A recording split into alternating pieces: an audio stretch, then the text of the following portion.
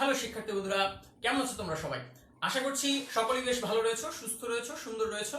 So welcome to Robi 10 minute school কর্তৃক আয়োজিত আরেকটি লাইভ ক্লাস। সো আজকের এই লাইভ ক্লাসে আমরা আবারও হিসাব বিজ্ঞান নিয়ে আড্ডা দিব। হিসাব বিজ্ঞানের একটি নতুন টপিক নিয়ে আমরা কথা বলবো। তবে তার আগে বলে নেওয়া প্রয়োজন, আজকের এই ক্লাসটি অনুষ্ঠিত হতে যাচ্ছে গুড লাক স্টেশনারির সাপোর্টে। So thanks to them for their immense support. আর হ্যাঁ, কে কোথা থেকে আজকের এই লাইভ ক্লাসটি দেখছো অবশ্যই কমেন্ট বক্সে জানিয়ে দিবে।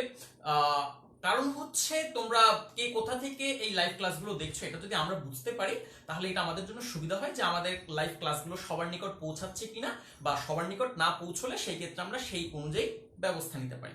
সো একটু চট করে কমেন্ট বক্সে জানিয়ে দাও কে কোথা থেকে এই লাইভ ক্লাসটিতে জয়েন করছো। যারা এই লাইভ ক্লাসটিতে আজকে এই মাত্রই জয়েন করলে, আশা করছি সকলেই ক্যাপশন দেখে বুঝতে পারছো যে আজকে এই লাইভ ক্লাসটিতে আমরা কি কি টপিক নিয়ে কথা বলবো, বা কোন কোন বিষয় নিয়ে আজকে আমরা আলোচনা করব, বা মূলত আজকের এই অধ্যায়টার নাম কি, যে অধ্যায়টা নিয়ে আজকে আমরা কথা বলতে যাচ্ছি। বা এখানকার লেখা দেখলে আসলে তোমরা বুঝতে পারো যে আজকে আমরা ব্যাংক সমন্বয় বিবরণী নিয়ে কথা বলবো। সো একটু চট করে কমেন্ট বক্সে জানিয়ে দিতে হবে। একটা ক্লাস যদি ফুলফিল না হয়, হ্যাঁ, একটা ক্লাস যদি ফাঁকা ফাঁকা লাগে তাহলে কিন্তু আসলে একজন টিচারও কিন্তু পড়িয়ে মজা পায় না, রাইট? সো আমিও তোমাদের জন্য একটু ওয়েট করছি। তোমরা যখন অনেক স্টুডেন্ট আসবে, যখন অনেক স্টুডেন্ট এই লাইভ ভিডিওটা দেখা শুরু করবে, সো তখন হচ্ছে এই লাইভ ক্লাসটি আমরা অফিসিয়ালি শুরু করব। তো আজকের এই লাইভ ক্লাসটিতে আমরা তো অধ্যায় নিয়ে কথা বলতে যাচ্ছি, যেটা সেটা হচ্ছে ব্যাংক সমন্বয় বিবরণী। তো এই ব্যাংক সমন্বয় বিবরণীর অধ্যায়ে বেসিক্যালি আমরা কোন কোন টপিক নিয়ে কথা বলবো, হ্যাঁ, এই ব্যাংক সমন্বয় বিবরণী অধ্যায়ে আমরা এই বিষয়গুলো নিয়ে বা এই টপিকগুলো নিয়ে কথা বলবো, যেখানে প্রথমেই আমরা ক্লিয়ার করব যে ব্যাংক সমন্বয় বিবরণী কি এবং কেন, অর্থাৎ ব্যাংক সমন্বয় বিবরণী কি এবং এটা আমরা কেন প্রস্তুত করব আমাদের ব্যবসা প্রতিষ্ঠানে। এরপর আমরা দেখার চেষ্টা করব অমিলের কারণ। অমিলের কারণ বলতে কি বুঝো? অমিলের কারণ হচ্ছে আমাদের ব্যবসা প্রতিষ্ঠান যেই হিসাবটা রাখে বেসিক্যালি, হ্যাঁ, আমাদের ব্যবসা প্রতিষ্ঠান ব্যাংক হিসাবের যেই হিসাবটা রাখে, এর সাথে ব্যাংক যেই হিসাবটা রাখে তার অমিল কেন হয়, বা এই যে ব্যাংক সমন্বয় বিবরণী প্রস্তুত করার যে উদ্দেশ্যগুলো, সেই উদ্দেশ্যগুলোকে আমরা আরেকটু ব্যাখ্যা করার চেষ্টা করব নেক্সট সেগমেন্টে এসে, অর্থাৎ সেখানে হচ্ছে আমরা অমিলের কারণগুলো দেখব। এরপরে আমরা দেখার চেষ্টা করব একক জের পদ্ধতিতে কিভাবে ব্যাংক সমন্বয় বিবরণী প্রস্তুত করতে হয়। সো এই যে ব্যাংক সমন্বয় বিবরণী অধ্যায়টি খুবই জটিল এবং প্যাচালো একটি অধ্যায়। অনেকেই বাদ দেয় অধ্যায়টি, এইটা মনে করে যে না লাগবে না হয়তো, বা এই অধ্যায়টি অনেক কঠিন, করতে পারবো না, এই জন্য অনেকেই অধ্যায়টি বাদ দেয়। কিন্তু অধ্যায়টি বাদ দিলে কিন্তু আসলে তোমরাই লস করবে, বা তোমরাই কিন্তু আসলে সমস্যায় পড়ছো, কারণ এই অধ্যায়টি আসলে কিন্তু অতটা কঠিন নয়, বা বুঝলে কিন্তু আসলে অধ্যায়টি সহজ। তো আমরা একক জের পদ্ধতিটাই আগে দেখবো, যেহেতু এটা খুবই সহজ একটি পদ্ধতি। এরপর আমরা দেখার চেষ্টা করব উভয় জের সংশোধনী পদ্ধতি। তো এই উভয় জের সংশোধনী পদ্ধতিও দেখবো আমরা। দেন আমরা যেটা করব সেটা হচ্ছে আমরা প্র্যাকটিস করব। সো এই প্র্যাকটিসটা করার মাধ্যমে আসলে যেই সুবিধাটা হবে সেটা হচ্ছে দুটো পদ্ধতির কনসেপ্ট আমাদের কাছে আরো বেশি ক্লিয়ার হবে। তো আশা করছি সকলেই বুঝতে পারছো যে আজকে এই ক্লাসটিতে আমরা কোন কোন বিষয় নিয়ে আড্ডা দিতে যাচ্ছি। সো সবাইকে আবারও স্বাগত জানাচ্ছি আজকের এই রবি 10 মিনিট স্কুল কর্তৃক আয়োজিত লাইভ ক্লাসটিতে। সো আমরা আশা করছি এখন শুরু করতে পারি, রাইট? কমেন্টে আশা করছি সকলে আওয়াজ দিয়েছো, বা কমেন্টে আশা করছি সকলেই বলেছো যে কে কোথা থেকে আছো। তাহলে চলো শুরু করা যাক। তো আমরা প্রথমেই যে প্রশ্নটির অ্যান্সার দিব, হ্যাঁ, আমরা প্রথমেই যে প্রশ্নটির অ্যান্সার দিব সেটা হচ্ছে কি এবং কেন। এই যে এই প্রশ্নটির অ্যান্সার আমরা প্রথমেই দিব, অর্থাৎ ব্যাংক সমন্বয় বিবরণী কি এবং এটা আমাদের ব্যবসা প্রতিষ্ঠানের জন্য বেসিক্যালি কেন দরকার হয়। সো এইটা বোঝার আগে আমাদেরকে যেই বিষয়টা বুঝতে হবে যে আমরা আসলে উদ্বৃত্ত পত্র কেন প্রস্তুত করি। সো আমরা কোথা থেকে স্টার্ট করছি বলতো? আমরা স্টার্ট করছি উদ্বৃত্ত পত্র থেকে, রাইট? সো উদ্বৃত্ত পত্রে চলতি সম্পদ নামে একটা সেগমেন্ট থাকে, তাই না? সো এই উদ্বৃত্ত পত্রে চলতি সম্পদ নামে একটা সেগমেন্ট থাকে। তো এই চলতি সম্পদ নামে একটা যেই সেগমেন্টটা থাকে সেখানে আমরা হাতে নগদ এবং এর পাশাপাশি কি দেখাই বলতো? ব্যাংক জমা, রাইট? সো আমি পুরো বিষয়টা আবার একটু যদি শুরু থেকে বলি, আমরা উদ্বৃত্ত পত্র প্রস্তুত করি বছর শেষে। কেন? কারণ আমাদের ব্যবসায় কত টাকা সম্পদ রয়েছে, কত টাকা দায় রয়েছে এবং কত টাকা মালিকানা সত্ত্ব রয়েছে সেটা দেখার জন্য। সো উদ্বৃত্ত পত্র প্রস্তুত করি, সেখানে একটা সেগমেন্ট থাকে, সেগমেন্টের নাম হচ্ছে চলতি সম্পদ। সেগমেন্টের নাম কি? সেগমেন্টের নাম হচ্ছে চলতি সম্পদ। তো এই চলতি সম্পদ নামক সেগমেন্টের আন্ডারে আবার আমরা কি হিসাব দেখাই বলতো? ব্যাংক হিসাব বা ব্যাংক জমা হিসাব। সো এই যে ব্যাংক জমা হিসাবে আমরা যে টাকার ফিগারটা দেখাচ্ছি, হ্যাঁ, আমরা যে টাকার ফিগারটা দেখাচ্ছি সেই টাকার অ্যামাউন্টটা কি সঠিক কিনা, বা সেই টাকার অ্যামাউন্টে কোনো সহজ কথায় কোনো ঘাপলা আছে কিনা এই বিষয়টা বের করার জন্য মূলত আমরা প্রস্তুত করে থাকি ব্যাংক সমন্বয় বিবরণী। সো শিক্ষার্থী বন্ধুরা, আমরা কেন ব্যাংক সমন্বয় বিবরণী প্রস্তুত করব? আমরা ব্যাংক সমন্বয় বিবরণী প্রস্তুত করব কারণ হচ্ছে আমরা বছর শেষে উদ্বৃত্ত পত্রে যেই ব্যাংক জমার যে অ্যামাউন্টটা দেখাই, হ্যাঁ, যেই ব্যাংক জমার অ্যামাউন্টটা দেখাই, সেই অ্যামাউন্টটা কি ঠিক কিনা বা সেই অ্যামাউন্টে কোনো ভুল আছে কিনা সেইটা দেখার জন্য মূলত আমরা বছর শেষে উদ্বৃত্ত পত্র প্রস্তুত তো করি অবভিয়াসলি, কিন্তু তার আগে আমরা ব্যাংক সমন্বয় বিবরণী প্রস্তুত করে দেখি যে এই যে ফিগারটা, এই যে টাকার যে অ্যামাউন্টটা, সেটা কি ঠিক আছে কিনা উদ্বৃত্ত পত্রে। রাইট? আশা করছি সকলেই বুঝতে পেরেছো যে ব্যাংক সমন্বয় বিবরণী কি, কেন, এই যে কি এর উত্তর কিন্তু অলরেডি আমি দিয়ে ফেলেছি। হ্যাঁ, ব্যাংক সমন্বয় বিবরণী হচ্ছে আসলে এমন একটা বিবরণী যেটা আমরা প্রস্তুত করি হচ্ছে এই যে বছর শেষে উদ্বৃত্ত পত্রে যে ব্যাংক জমাটা দেখাই আমরা, সেইটার অ্যামাউন্টটা ঠিক আছে কিনা এটা টেস্ট করার জন্য। এটা কি করার জন্য? টেস্ট করার জন্য। তো আমরা কি অ্যান্সার দিয়েছি, এখন কেন দরকার হয়? এই কেনর উত্তর দিতে গেলে আমাদেরকে একটু খতিয়ান বুঝতে হবে। আমাদেরকে কি করতে হবে? একটু খতিয়ান বুঝতে হবে। সো আমি এখন একটা ছোট্ট খতিয়ান তোমাদেরকে দেখানোর ট্রাই করব। এই খতিয়ানটা খুবই খুবই গুরুত্বপূর্ণ, হ্যাঁ, কারণ এটা যদি তুমি না বুঝো তাহলে কিন্তু ব্যাংক সমন্বয় বিবরণী তোমরা বুঝতে পারবে না। সো বলা যেতে পারে ব্যাংক সমন্বয় বিবরণী বোঝার পূর্ব শর্তই হলো এই যে এখন আমি যে খতিয়ানটা দেখাবো সেটা বোঝা। যদি এটা বুঝতে পারো তাহলে ব্যাংক সমন্বয় বিবরণী তোমার জন্য কিছুই না, মানে এতটুকু নিশ্চয়তা তোমাকে আমি দিতে পারি। সো খতিয়ানে আমরা বেসিক্যালি কি করি বলতো? খতিয়ানে হচ্ছে একটা ডেবিট পাস থাকে, একটা ক্রেডিট পাস থাকে, রাইট? একটা ডেবিট পাস, একটা ক্রেডিট পাস। সো ধরে নিচ্ছি আমরা এখানে আমি একটা খতিয়ান দেখাবো, এখানে আমি আরেকটা খতিয়ান দেখাবো। সো এই যে খতিয়ানটা, এই খতিয়ানটা আমাদের অর্থাৎ ব্যবসা প্রতিষ্ঠানের। সো এটাকে খতিয়ান না বলে তোমরা নগদান বইয়ের সাথেও কম্পেয়ার করতে পারো, কারণ নগদান বইতে আমরা ডেবিট পাশে কি লিখি? নগদ প্রাপ্তি, এবং ক্রেডিট পাশে কি লিখি? নগদ প্রদান। আমি খতিয়ানের কনসেপ্ট দিয়ে তোমাদেরকে বোঝানোর ট্রাই করছি। সো এইটা হচ্ছে আমাদের ব্যবসায়ের ব্যাংক হিসাব আমাদের ব্যবসায়ের, আর ওইটা যেটা সেটা হচ্ছে ব্যাংকের প্রস্তুতকৃত পাস বই। ওকে, আমি এটা একটা সংক্ষেপে খতিয়ান ফরম্যাটে বিষয়টা তোমাদেরকে বোঝানোর ট্রাই করছি। তো আমরা যখন ব্যাংকে টাকা জমা দিই বা আমরা যখন কোনো চেক পাই তখন কি হয় বলতো? আমাদের ব্যাংকে টাকা বৃদ্ধি পায়, রাইট? আবার বলছি বিষয়টা, আমরা যখন চেক পাই, বা আমাদের ব্যাংক হিসাবে যখন কেউ টাকা জমা দেয় তখন আমরা সেটাকে কি করি? বেসিক্যালি ডেবিট করি। ফর এক্সাম্পল, মিস্টার জনের কাছ থেকে 5,000 টাকা পাওয়া গেল, 5,000 টাকার একটি চেক পাওয়া গেল, হ্যাঁ। সো সেটাকে আমরা কি করব? এই যে ডেবিট পাশে লিখবো, তাই না? সো ডেবিট পাশে আমরা কখন লিখছি? কোন একটা চেক প্রাপ্তি বা ব্যাংকের বিষয়গুলো যখন আমাদের টাকা বাড়ছে, রাইট? সো ডেবিট মানে হচ্ছে ব্যাংকের ব্যালেন্স বেড়েছে। ডেবিট মানে কি? ব্যাংকের ব্যালেন্স বেড়েছে। অন্যদিকে আমরা যদি কাউকে চেকের মাধ্যমে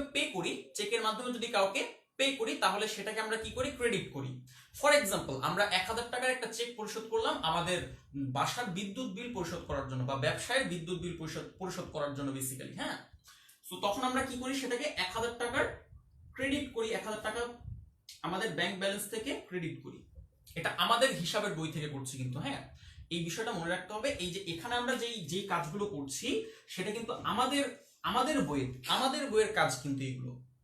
এখন ব্যাংকের বিষয়টাতে যদি আসি, আমরা যেটাকে ডেবিট করছি ব্যাংক কিন্তু সেটাকে ডেবিট করবে না, ব্যাংক কিন্তু ঠিক তার উল্টো কাজটা করবে, হ্যাঁ। কেন বলতো? কারণ আমরা যখন ডেবিট করছি ইট মিনস আমাদের সম্পদ বাড়ছে, অ্যাসেটস বাড়ছে, সম্পদ বৃদ্ধি পাচ্ছে, আমাদের ব্যাংকে সম্পদ বৃদ্ধি পাচ্ছে। তো আমাদের জন্য যেটা সম্পদ সেটা কিন্তু ব্যাংকের জন্য দায়। সেটা কি? ব্যাংকের জন্য দায়। কেন? কারণ এই যে টাকাটা আমরা ব্যাংকে জমা রাখছি এই টাকাটা কিন্তু ব্যাংকের টাকা নয়, অ্যাকচুয়ালি ব্যাংকের টাকা নয়, এই টাকাটা হচ্ছে আমাদের। আর তোমরা যদি ব্যাংকিং কোর্স পড়ে থাকো বা ফাইন্যান্স এন্ড ব্যাংকিং নামে যদি তোমাদের কোনো কোর্স থেকে থাকে তাহলে তোমরা সকলেই জানো যে আসলে ব্যাংক নিজের টাকায় ব্যবসা করে না, ব্যাংক পরের টাকায় ব্যবসা করে, বা বলা যেতে পারে ব্যাংক আসলে পরের ধনে পোদ্দারি করে। সো আমরা যেটাকে ডেবিট করছি ব্যাংক কিন্তু এই একই বিষয়টাকে কিন্তু ব্যাংক কি করবে বলতো? ক্রেডিট করবে। কি করবে? ক্রেডিট করবে।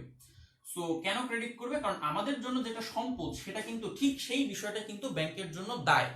ওকে, সো আমরা যখন একটা ব্যাংকে চেক জমা রাখলাম তখন কি হলো বলতো? ব্যাংকের উপর আমাদের দাবি বেড়ে গেল, আর ব্যাংকে কি করতে হবে? সেই টাকাটা পরবর্তীতে পরিশোধ করতে হবে। সো ইট মিনস তাদের কিন্তু লায়াবিলিটি বেড়ে গেছে। এইভাবে মনে রাখতে পারো, যেটা আমাদের জন্য ডেবিট সেটা ব্যাংকের জন্য বেসিক্যালি কি? ক্রেডিট। বা আমরা যেটাকে ডেবিট করছি ব্যাংক কিন্তু সেই একই বিষয়টাকে কি করছে বলতো, ক্রেডিট করছে। আবার অন দ্য আদার হ্যান্ড আমরা যখন যেই বিষয়টাকে ক্রেডিট করছে ব্যাংক কিন্তু সেটাকে কি করছে বলতো, ডেবিট করছে। কারণ ব্যাংকের হিসাবে কিন্তু সেই পরিমাণ টাকা তখন জমা হচ্ছে, রাইট, সেই পরিমাণ টাকা তখন জমা হচ্ছে। সো আমাদের জন্য যেই বিষয়টা ডেবিট, আমি অ্যাসেটস এবং লায়াবিলিটি অংশগুলো যদি মুছে দিই তাহলে আশা করি তোমাদের জন্য আরো পরিষ্কার হবে। সো আমাদের হিসাবের বইতে যেটা হচ্ছে ডেবিট, সেটাকে ব্যাংক কি করবে বলতো, ক্রেডিট করবে। ব্যাংক কি করবে, ক্রেডিট করবে। আর আমাদের বইয়ের জন্য যেটা ক্রেডিট, সেটাকে ব্যাংক কি করবে বলতো, ডেবিট করবে। এই ছোট্ট বিষয়টা আমাদেরকে একটু মাথায় রাখতে হবে। হ্যাঁ, তার মানে এই যে অংশটা, এই যে এখানে আমি যে খতিয়ানটা দেখিয়েছি সেটা আমাদের প্রস্তুতকৃত একটা খতিয়ান, আর এখানে আমি যেটা দেখিয়েছি সেটা হচ্ছে ব্যাংকের প্রস্তুতকৃত একটা পাস বই বা একটা খতিয়ান বলা যেতে পারে সহজ কথায়। সো নানা কারণে যেটা হয়, আমাদের বইয়ের যে যোগফল বা আমাদের বইতে সংরক্ষিত যে টাকার অ্যামাউন্টটা, সেটার সাথে কিন্তু আসলে আমাদের ব্যাংকের যে পাস বই সেটা টাকার অ্যামাউন্ট সেম হয় না। বা ব্যাংক আমাদেরকে বলে যে না, তোমার বইতে 4,700 টাকা থাকলো, আমার হিসাবে দেখাচ্ছে এটা হচ্ছে 4,300 টাকা। সো আমার বইয়ে 4,700, ব্যাংকের বইয়ে 4,300, এই দুইয়ের ব্যালেন্সে কিন্তু ম্যাচ হলো না, রাইট। এই দুইয়ের ব্যালেন্সে ম্যাচ কেন হয় না সেটা আমরা নেক্সট স্টেপে গিয়ে দেখব।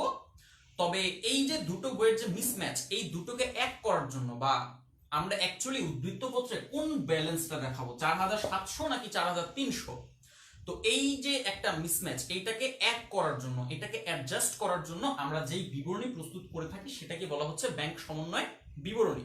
তবে তার আগে একটু বলে নেওয়া ভালো যে আমাদের হিসাবের বইতে যদি ডেবিট পাসটা বড় হয়, হ্যাঁ, আমাদের হিসাবের বইতে যদি ডেবিট পাসটা বড় হয়, সো এটাকে আমরা কি নামে আখ্যায়িত করি বলতো, এইটাকে আমরা সহজ কথায় বাংলা নামে এটাকে আমরা বলি যে নগদান বই অনুযায়ী ব্যাংক জমা। কি বলি এটাকে বলতো, নগদান বই অনুযায়ী ব্যাংক জমা। সো এই যে কথার মারপ্যাচ গুলো, হ্যাঁ, এই কথার মারপ্যাচ গুলো অনেকেই বুঝে না। যখন একক যে পদ্ধতি করতে যাই তখনই আসলে আমরা খেই হারিয়ে ফেলি, যারে এটা কি বুঝালো অঙ্ক তো বুঝিনি।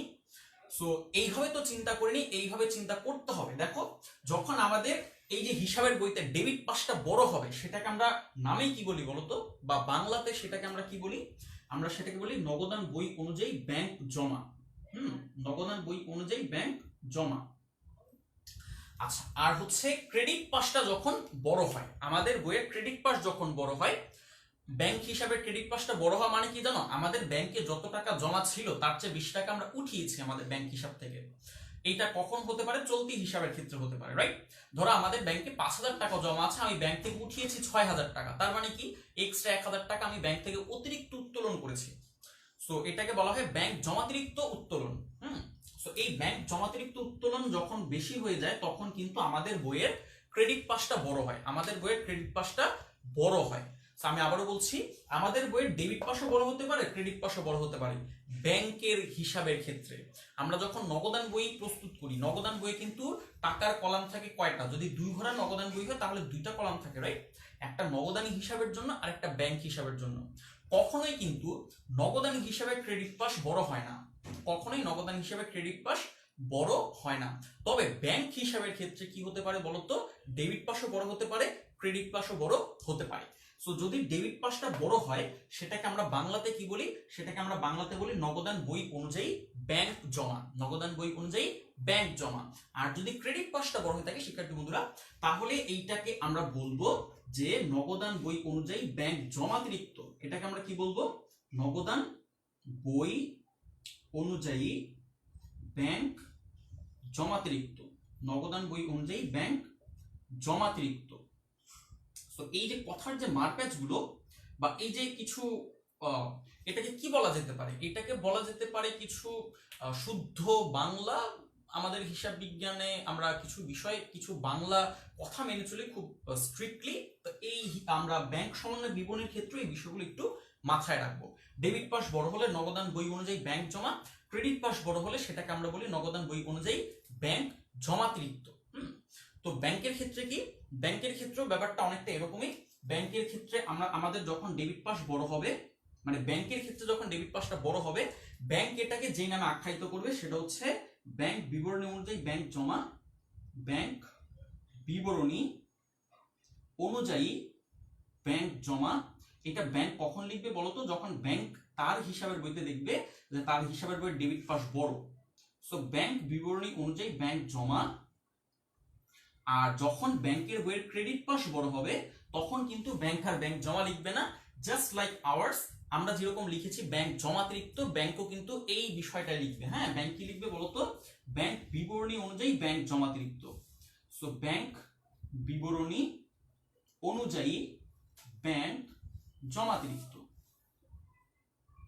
সো এই যে বিষয়টা, এই যে মানে একটা কিছু টার্মস, এই টার্মস গুলো বা এই বেসিক টার্মস গুলো আমাদের একটু মাথায় রাখতে হবে।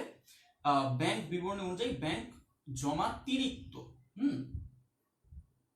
তাহলে আমি পুরো বিষয়টা যদি আবার তোমাদেরকে একদম শুরু থেকে, যারা লাইভ ক্লাসটিতে পরে জয়েন করলে তাদের জন্য যদি আরেকটু রিক্যাপ করি, আমরা ব্যাংক সমন্বয় বিবরণী প্রস্তুত করছি। আমাদের উদ্বৃত্ত পত্রে আমরা যে ব্যাংক জমার হিসাবটা দেখাই, হ্যাঁ, সেটার অ্যামাউন্টটা কি ঠিক আছে কিনা এটা টেস্ট করার জন্য, আমরা ব্যাংক সমন্বয় বিবরণী প্রস্তুত করে থাকি। তোমাদের বইতে বলা আছে উদ্বৃত্ত পত্রে ব্যাংক হিসাবের সঠিকতা নির্ণয় করার জন্য বা নির্ভুলতা নির্ণয় করার জন্য আমরা ব্যাংক সমন্বয় বিবরণী প্রস্তুত করে থাকি। আচ্ছা, আর হচ্ছে এই বেসিক বিষয়টা আমাদেরকে একটু মাথায় রাখতে হয়। এই বেসিক বিষয়টা কি, এইটাকে যদি আমরা দুটো ভাগে চিন্তা করি বা আমি যদি দুটো অংশে চিন্তা করি, দেখো আমরা ব্যাংকে যত টাকা জমা রাখি, হ্যাঁ, এর জন্য আমরা একটা হিসাব রাখি, আবার ব্যাংকও কিন্তু সেই একটা হিসাব রাখে। তো আমরা এটা কোথায় রাখি, আমরা রাখি নগদান বইতে। আমি এখানে খতিয়ানের দৃষ্টিকোণ থেকে তোমাদেরকে সহজে বোঝানোর জন্য খতিয়ান লিখেছি, বাট আমরা কি করি, আমরা এটার জন্য নগদান বইয়ে হিসাব রাখি। আমাদের নগদান বইয়ে আমরা দেখি যে আমাদের ব্যাংকে কত টাকা জমা আছে, আর ব্যাংকও কিন্তু একইভাবে এরকম একটা বিষয় প্রস্তুত করে যেটাকে আমরা ব্যাংক বলে বেসিক্যালি পাস বই বা ব্যাংক বিবরণী। ব্যাংক কি বলে সেটাকে, পাস বই বলে, বা হিসাবের পাস বই বলতে এইটা ব্যাংক প্রস্তুত করবে আর এইটা আমরা প্রস্তুত করব। আমি যদি খতিয়ান কথাটা মুছে দিই তাহলে তোমাদের জন্য আরো সুবিধা হবে। এই খতিয়ান কথাটা মুছে দিয়ে এখন আমি লিখব যে এই অংশটা আমাদের, এই যে এই অংশটা আমাদের আর এই অংশটা ব্যাংকের। সো উই, আর এখানে লিখবো ব্যাংক। এখন একটা জিনিস দেখো, আমরা যখন একটা লেনদেন বা একটা ঘটনা যেটাকে আমরা ডেবিট করছি, ব্যাংক কিন্তু সেটাকে ডেবিট না করে কি করবে বলতো, ক্রেডিট করবে। কেন, এর কারণটা অলরেডি আমি বলেছি। আমরা ধরো ব্যাংকে টাকা জমা দিলাম, এটা আমাদের ব্যাংক ব্যালেন্স বেড়ে গেল, আমরা কি করব, এর জন্য এটাকে ডেবিট করব। কারণ ব্যাংক হিসাব ডেবিট করা মানে হচ্ছে সম্পত্তি বৃদ্ধি পাওয়া, সম্পত্তি বৃদ্ধি পাওয়া। আমাদের জন্য যেটা সম্পদ, এই একই বিষয়টা কিন্তু ব্যাংকের জন্য সম্পদ না। কেন, কারণ ব্যাংক নিজের টাকায় ব্যবসা করে না, ব্যাংক আমাদের টাকায় ব্যবসা করে, রাইট?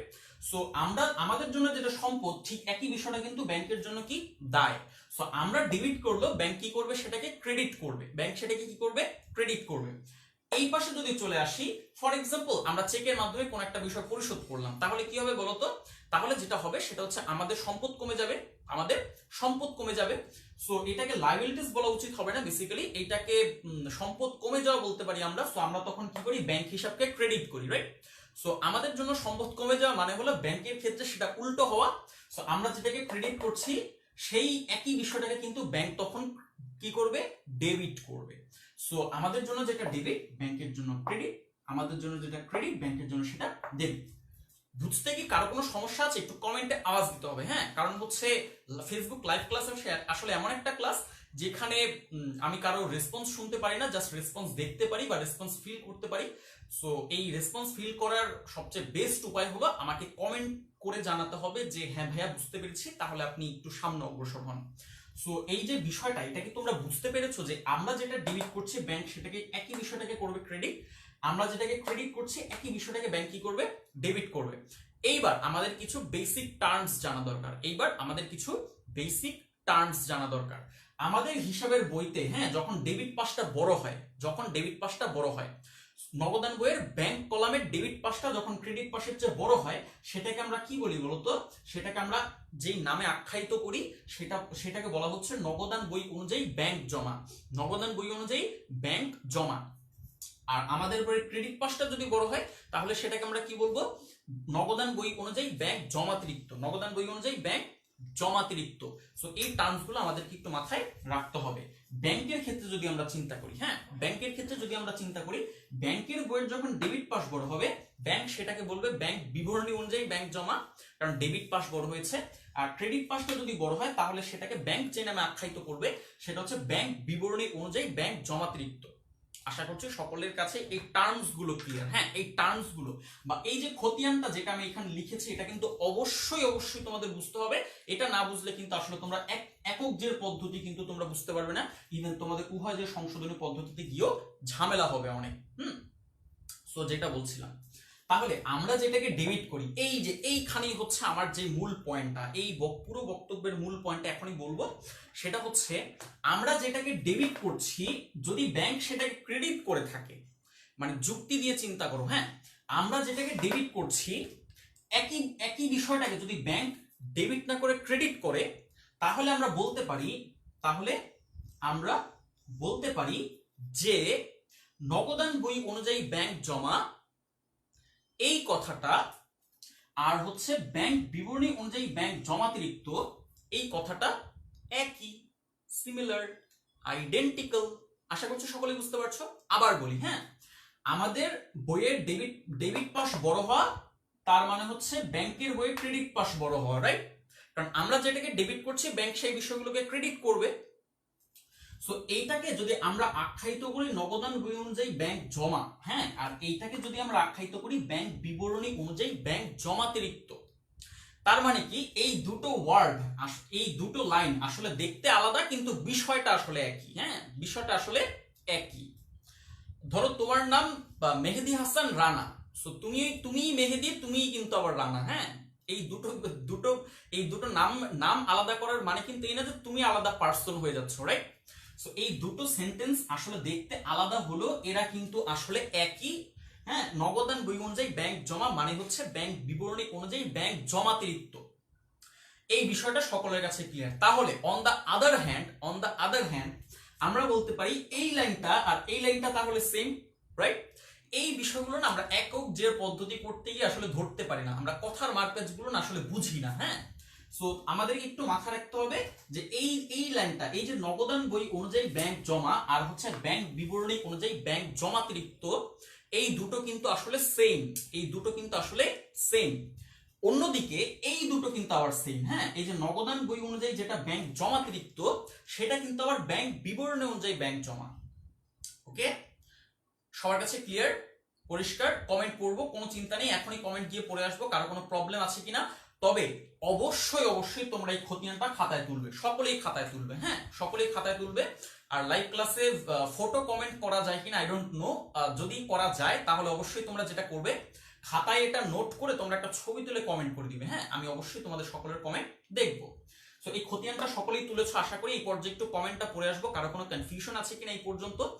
আশা করি কারো কোনো কনফিউশন থাকার কথা না, কারণ এই বিষয়টা আমি মোট 3 বার আমি রিপিট করেছি। হ্যাঁ, যারা লাইভে দেরিতে জয়েন করছো তাদের জন্য আমি আরেকবার রিপিট করেছি। সো টার্মস গুলো মাথায় রাখো। টার্মস গুলো মাথায় না রাখলে এককদের পদ্ধতি গিয়ে কিছুই বুঝবে না। তখন তোমাদের কাছে এটা মনে হবে যে আচ্ছা এইটা আর এটা এক হয় কেন, কেন নগদান বই অনুযায়ী ব্যাংক জমার ব্যাংক বিবরণী মোতাবেক ব্যাংক জমাতিরিক্ত এই দুটো কথা কেন এক, তখন হারিয়ে ফেলবে তোমরা। এই জন্য আমি হচ্ছে খতিয়ান স্টাইলের বিষয়টা বুঝিয়েছি, আশা করছি সকলের কাছে পরিষ্কার। এই পর্যায়ে গিয়ে এখন একটু কমেন্ট পড়ে আসবো, সবাই একটু নড়ে চড়ে বসো, কারো কোনো প্রশ্ন থাকলে এখনই কমেন্টে জানিয়ে দাও। যদি প্রশ্ন না থাকে তাহলে আমি নেক্সট স্টেপে আমি মুভ অন করব। সো একটু কমেন্টে পড়ে আসি। সো এইখানে হ্যাঁ, এখানে হচ্ছে আচ্ছা ভয়েস ভেরি স্লো কেন? আমি কিন্তু মোটামুটি বেশ লাউডলি বলছি। হ্যাঁ, আশা করছি সকলেই বুঝতে পেরেছেন। হ্যাঁ, আপনি হ্যাঁ অনেকেই বুঝেছেন। হ্যাঁ, সকলেই বুঝতে পেরেছেন। ওকে, তাহলে এখন হচ্ছে আমি সামনে মুভ অন করার শুরু করবো। হ্যাঁ, একজন আমাকে প্রশ্ন করছেন যে ম্যাথ করার সময় কি ডেবিট ক্রেডিট লিখতে হবে ভাই নাকি না? ম্যাথ করার সময় ডেবিট ক্রেডিট লিখতে হবে না আসলে, কিন্তু আমাদের এই টার্মস গুলো একটু জানতে হবে। ম্যাথ করার সময় এই টার্মস গুলো আমাদেরকে বুঝতে হবে। সো আমি বোর্ডটা মুছে দিচ্ছি। হ্যাঁ, আমি বোর্ডটা মুছে দিচ্ছি, বোর্ড মুছে দিয়ে আমি একটু সামনে অগ্রসর হচ্ছি। সো আমাদের এখন যে বিষয়গুলো দেখবো আমরা সেটা হচ্ছে আমাদের বইয়ের এই যে ব্যালেন্স এবং ব্যাংকের বইয়ের যে ব্যালেন্স, এই দুটো বিষয় কেন অমিল হয়, কেন আমাদের বইয়ের ব্যালেন্স এবং ব্যাংক যে ব্যালেন্সটা দেখাচ্ছে সেই দুটো বিষয় কেন সেম হয় না। তো এই অমিলের কারণগুলো আমাদেরকে এখন আগে বুঝতে হবে। অমিলের কারণগুলো এখন আমাদেরকে বুঝতে হবে। সো অমিল কেন হয়, কেন মিল হয় না, অমিলের কারণ সমূহতে এখন আমরা নেক্সট চেক লিস্টে টিক দিব। এই যে এখানে তো আমি কিন্তু পয়েন্ট ধরে ধরে আগাচ্ছি, হ্যাঁ পয়েন্ট ধরে ধরে আগাচ্ছি, আশা করছি কারো কোনো বুঝতে সমস্যা হচ্ছে না। যদি বুঝতে সমস্যা হয় অবশ্যই কিন্তু কমেন্ট করে জানাবে। তাহলে অমিলের কারণ সমূহ, এখন আমি যেই বিষয়গুলো দেখাচ্ছি সেটা হচ্ছে অমিলের কারণ সমূহ। কেন আমাদের নগদান বইয়ের ব্যাংক ব্যালেন্স এবং ব্যাংকের পাস বইয়ের ব্যাংক ব্যালেন্স সেম হয় না, কেন সেম হয় না, এই বিষয়গুলো বইতে অতটা ক্লিয়ারলি বলা নেই, আমি নোট করিয়ে দিচ্ছি, আশা করছি সকলেই নোট করবে। প্রথম যে কারণ সেটাকে আমি বলছি বকেয়া চেক, সেটাকে আমি কি বলছি, বকেয়া চেক, বকেয়া চেক। এটা আরো অনেকগুলো নাম থাকতে পারে, হ্যাঁ বকেয়া চেক নাম থাকতে পারে, এরপর নাম থাকতে পারে অপরিশোধিত চেক, অপরিশোধিত চেক, সো বকেয়া চেক, অপরিশোধিত চেক। এরপর আর হতে পারে অনুপস্থাপিত চেক, অনুপস্থাপিত চেক। এই যে নামগুলো, এই নামগুলো না আসলে আমরা অনেকে মনে রাখি না, বা এই নামগুলো আসলে আমরা মাথায় রাখি না, এর ফলে কি হয় বলতো আমরা কনফিউজড হয়ে যাই। সো বকেয়া চেক হতে পারে এটার একটা নাম। আরেকটা নাম হতে পারে অপরিশোধিত চেক, অপরিশোধিত চেক। আরেকটা নাম হতে পারে অনুপস্থাপিত চেক, ইংরেজিতে বলা হয়ে থাকে আউটস্ট্যান্ডিং চেক, আউটস্ট্যান্ডিং। সো এই বিষয়টা একটু আমার কাছে উইয়ার্ড লেগেছিল, আউটস্ট্যান্ডিং চেক, এটার কারণটা বলছি, আউটস্ট্যান্ডিং চেক। তারপর হতে পারে, হ্যাঁ এইবার এটার ব্যাখ্যাটা আমি তোমাদেরকে বলবো যে বকেয়া চেক মানে আসলে কি। বকেয়া চেক মানে হচ্ছে এই যে এখানে আমি এই লাইনটা মুছে দিয়ে নিচের লাইন লিখবো, বকেয়া চেক কথাটার অর্থ হলো ইস্যুকৃত চেক উপস্থাপিত হয়নি। বকেয়া চেক কথাটার মানে কি, বকেয়া চেক কথাটার মানে হলো ইস্যুকৃত চেক উপস্থাপিত হয়নি, উপস্থাপিত হয়নি। তাহলে আমরা কি কি বলেছি, আমরা কি কি নাম বলেছি, আমরা বলেছি যে বকেয়া চেক, অপরিশোধিত চেক, অনুপস্থাপিত চেক, আউটস্ট্যান্ডিং চেক, বা এটাকে আমরা যেভাবে সহজে বুঝতে পারি সেটা হচ্ছে ইস্যুকৃত চেক উপস্থাপিত হয়নি, ইস্যুকৃত চেক উপস্থাপিত হয়নি। সো এই কথাটার মানে আসলে কি, এই কথাটার মানে হচ্ছে যে আমরা অনেক সময় কি করি বলতো, আমাদের যারা পাওনাদার বা আমাদের কাছ থেকে যারা টাকা পায়, হ্যাঁ আমাদের কাছ থেকে যারা টাকা পায় তাদেরকে আমরা চেকের মাধ্যমে পে করে দিই, তাদেরকে আমরা কি করি, চেকের মাধ্যমে পে করে দিই। ফর এক্সাম্পল আমি মিস্টার যদুর কাছ থেকে, হ্যাঁ আমি মিস্টার যদুর কাছ থেকে আমি 10,000 টাকার পণ্য বাকি প্রথমে বাকিতে কিনলাম, তারপরে কিছুদিন পরে তাকে আমি চেকের মাধ্যমে এটা পরিশোধ করলাম। সো যখন আমি তাকে চেকের মাধ্যমে পরিশোধ করব, যখন আমি তাকে চেকের মাধ্যমে পরিশোধ করব তখন আমি জাবেদা কি দিব, নিজেকে প্রশ্ন করো, নিজেকে প্রশ্ন করো যে যখন প্রথমে আমরা বাকিতে বিক্রয় করি, এরপরে যখন চেকের মাধ্যমে সেই টাকাটা পরিশোধ করি, সো পরবর্তীতে এটা জাবেদাটা কি হয়। অবশ্যই আমরা সেই ক্ষেত্রে পাওনাদারকে ডেবিট করব, বা প্রদেয় হিসাবকে সেই ক্ষেত্রে আমরা ডেবিট করব, রাইট, প্রদেয় হিসাবকে ডেবিট করব এবং আমরা ব্যাংক হিসাবকে ক্রেডিট করব, কারণ চেকের মাধ্যমে যেহেতু আমরা এই ক্ষেত্রে পে করেছি। এখন হয়তো কমেন্টে এসে অনেকেই বলতে পারে যে ভাইয়া চেক কি দাগ কাটা চেক নাকি বাহক চেক নাকি হুকুম চেক, আপনি তো কিছুই বললেন না। যদি কিছু বলা না থাকে সেক্ষেত্রে আমরা আসলে দাগ কাটা চেকই ধরে নিই, কারণ আধুনিক কালে বেশিরভাগ ব্যবসায়িক লেনদেন আসলে দাগ কাটা চেকের মাধ্যমেই সম্পাদিত হয়ে থাকে। আর দাগ কাটা চেক মানেই হচ্ছে ব্যাংক হিসাব, হ্যাঁ এখানে কিন্তু নগদান হিসাব ডেবিট বা সুযোগ নেই, কাউকে চেকের মাধ্যমে পরিশোধ করেছি। দেন আমরা এটার জাবেদা কি দিই, বেসিক্যালি এইটার জাবেদা দিয়ে থাকি আমরা, এখানে যদি আমি এটার জাবেদাটা দেখাই, এটার জাবেদা হবে সেই ক্ষেত্রে প্রদেয় হিসাব ডেবিট, প্রদেয় হিসাব ডেবিট, এবং ব্যাংক হিসাব সেই ক্ষেত্রে আমরা কি করি, ক্রেডিট করি। প্রদেয় হিসাব ডেবিট, ব্যাংক হিসাব ক্রেডিট, ওকে।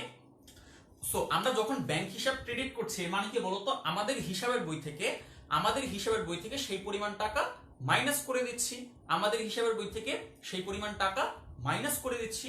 সো ক্রেডিট করার মানে হচ্ছে আমরা সেই ক্ষেত্রে 10,000 টাকা আমাদের হিসাবের বই থেকে বাদ দিয়ে দিব। কিন্তু এই যে দেখো আমরা যেই চেকটা আমরা যেই ইস্যুটা আমরা হচ্ছে আমাদের বই থেকে বাদ দিয়ে দিয়েছি, বা আমরা যেই পাওনাদারকে বেসিক্যালি এই চেকটা দিয়েছি, সে কি করেনি বলতো, সে হচ্ছে ব্যাংকে গিয়ে এটাকে উপস্থাপন করেনি, সে কি করেনি বলতো, উপস্থাপন করেনি।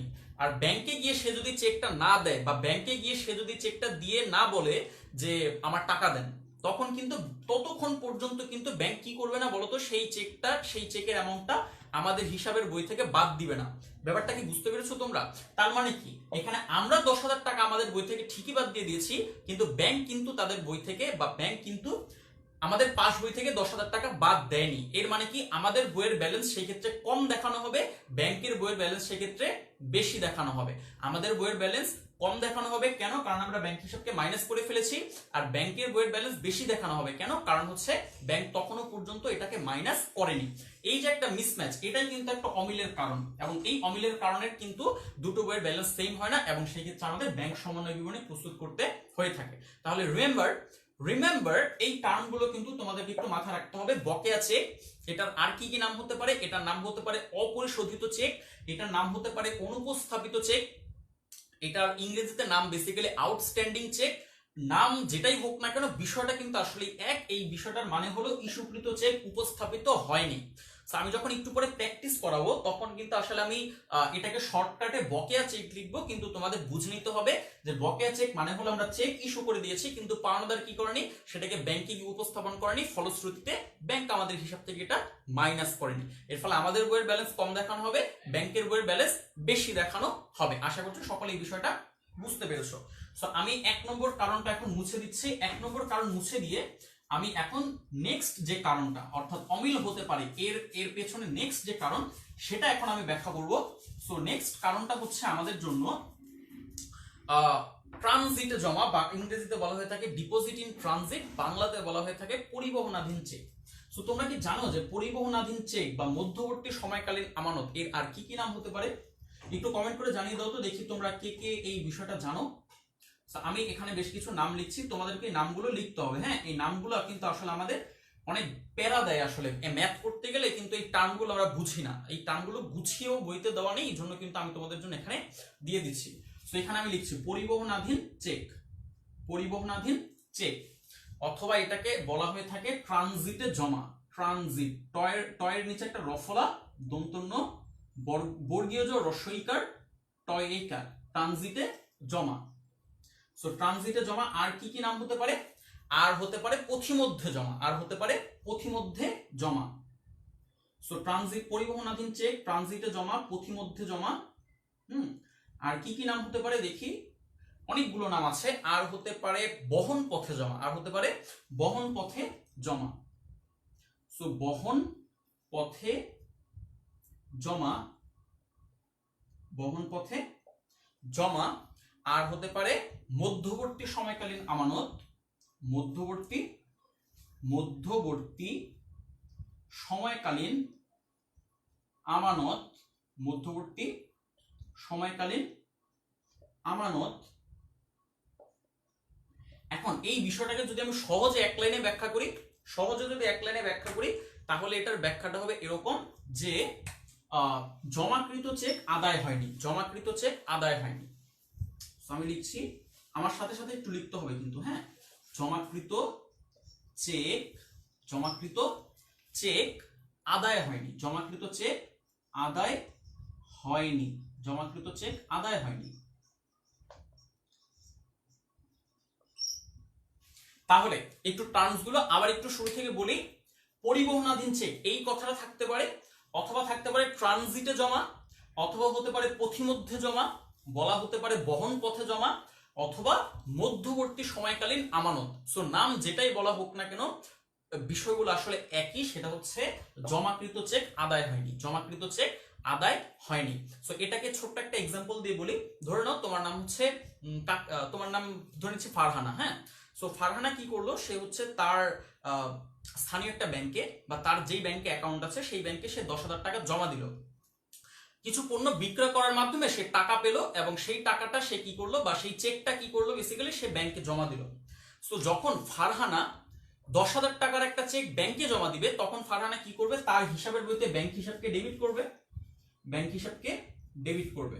আমি ধরে নিচ্ছি সে হচ্ছে চেকটা পাওয়ার সাথে সাথে সে ব্যাংকে জমা দিয়ে দিয়েছে। হ্যাঁ, সো পণ্য বিক্রয় করে যেহেতু সে চেকটা ব্যাংকে জমা দিয়ে দিয়েছে, সো এটা কি হবে বলতো, ব্যাংক হিসাব ডেবিট, বিক্রয় হিসাব ক্রেডিট, বিক্রয় হিসাব ক্রেডিট। ওকে, ব্যাংক হিসাব ডেবিট, বিক্রয় হিসাব ক্রেডিট। এটা তখন কি করবে বলতো, ফারহানা এই যে 10,000 টাকার পণ্য বিক্রয় করে যে চেক পেলো, এই চেকটার সাথে সাথে সে ব্যাংকে জমা দিয়ে দিল এবং সে কি করবে, তার হিসাবের ভিতরে ব্যাংক হিসাবকে ডেবিট করবে। এখন একটা বিষয় চিন্তা করো যে এর মানে কি এই যে ব্যাংকও সাথে সাথে এটাকে যোগ করে দিবে না, কারণ এই যে চেকটা যেই ভদ্রলোক নিয়ে যাচ্ছেন, হ্যাঁ যেই ভদ্রলোক নিয়ে যাচ্ছেন সেই চেকটা ধরে নিচ্ছে রাস্তায় তার কাছ থেকে চেকটা ছিনতাই হয়ে গেল, হ্যাঁ রাস্তায় তার কাছ থেকে চেকটা ছিনতাই হয়ে গেল, বা বৃষ্টি পড়ে চেকটা নষ্ট হয়ে গেল, অথবা চেকটা দুমড়ে মুচড়ে গেল, চেকটা হারিয়ে গেল, যে কোনো ঘটনা হতে পারে। অথবা এমনও হতে পারে যে যেই ভদ্রলোককে আমরা এই চেকটা জমা দিতে বলেছি, বা ফারহানা যেই ভদ্রলোককে এই চেকটা জমা দিতে বলেছে, সে এত পরে গিয়ে ব্যাংকে সেই চেকটা উপস্থাপন করলো, ততদিনে ব্যাংকিং যে একটা আওয়ার বা ব্যাংকিং পিরিয়ড সেটা শেষ হয়ে গেছে। অথবা এক হিসাবকালের সাথে আরেক হিসাবকালে যদি তুলনা করি, ধরে নিচ্ছি 31শে ডিসেম্বরে আমরা সেই চেকটা জমা দিয়েছি, কিন্তু চেকটা এখনো রাস্তাতেই রয়ে গেছে, এজন্যই বলা হচ্ছে পথিমধ্যে জমা বা পরিবহনাধীন চেক। হ্যাঁ, সো চেকটা রাস্তাতেই রয়ে গেছে, চেকটা কিন্তু এখনো পর্যন্ত ব্যাংকে গিয়ে পৌঁছয়নি। সো যেহেতু ব্যাংকে গিয়ে এই চেকটা এখনো পর্যন্ত পৌঁছয়নি, ব্যাংক কিন্তু তখন সেটাকে কি করবে না, ডেবিট করবে না। তাহলে ব্যাংক বেসিক্যালি ক্রেডিট করবে না। কেন? কারণ হচ্ছে আমাদের জন্য যেটা ডেবিট সেটা কিন্তু ব্যাংকের জন্য ক্রেডিট। আশা করছি সকলেই বুঝতে পারছো। সো ফারহানা কি করেছে, তার বইতে ব্যাংক হিসাবকে বাড়িয়ে দিয়েছে, ফারহানা তার বইতে ব্যাংক হিসাবকে বাড়িয়ে দিয়েছে, কিন্তু ব্যাংক কিন্তু এখনো পর্যন্ত বাড়ায়নি, রাইট? সো এই যে 10,000 টাকার একটা ঘাটতি, এটা কি সকলে ধরতে পারছো যে ফারহানার বইতে 10,000 টাকা তখন বেশি দেখানো হবে, কিন্তু ব্যাংক কিন্তু তখনো পর্যন্ত 10,000 টাকা বাড়িয়ে দেখায়নি। বাড়িয়ে না দেখার কারণে ব্যাংকের বইয়ের ব্যালেন্স কম দেখানো হবে, ফারহানার বইয়ের ব্যালেন্স তখন কি দেখানো হবে বলতো, বেশি দেখানো হবে। সো এই যে পরিবহনাধীন চেক বা এটাকে বলা হয় পথিমধ্যে জমা, মধ্যবর্তী সময়কালীন আমানত। হ্যাঁ, তো এই বিষয়গুলোর জন্য কি হয় বলতো, আমাদের বইয়ের ব্যালেন্স এবং ব্যাংকের বইয়ের ব্যালেন্স তখন সেম হয় না। এই দুটোকে এক করার জন্য বা মেলানোর জন্য তখন আমরা কি প্রস্তুত করি বলতো, ব্যাংক সমন্বয় বিবরণী আমরা প্রস্তুত করে থাকি। সো 2 নম্বর রিজনটা আশা করছি সকলের কাছে ক্লিয়ার। আমি মুছে দিচ্ছি, হ্যাঁ আমি মুছে দিচ্ছি। যদি কেউ এখনো পর্যন্ত এগুলো না তুলতে পারো তাহলে একটু স্ক্রিনশট দিয়ে রাখবে।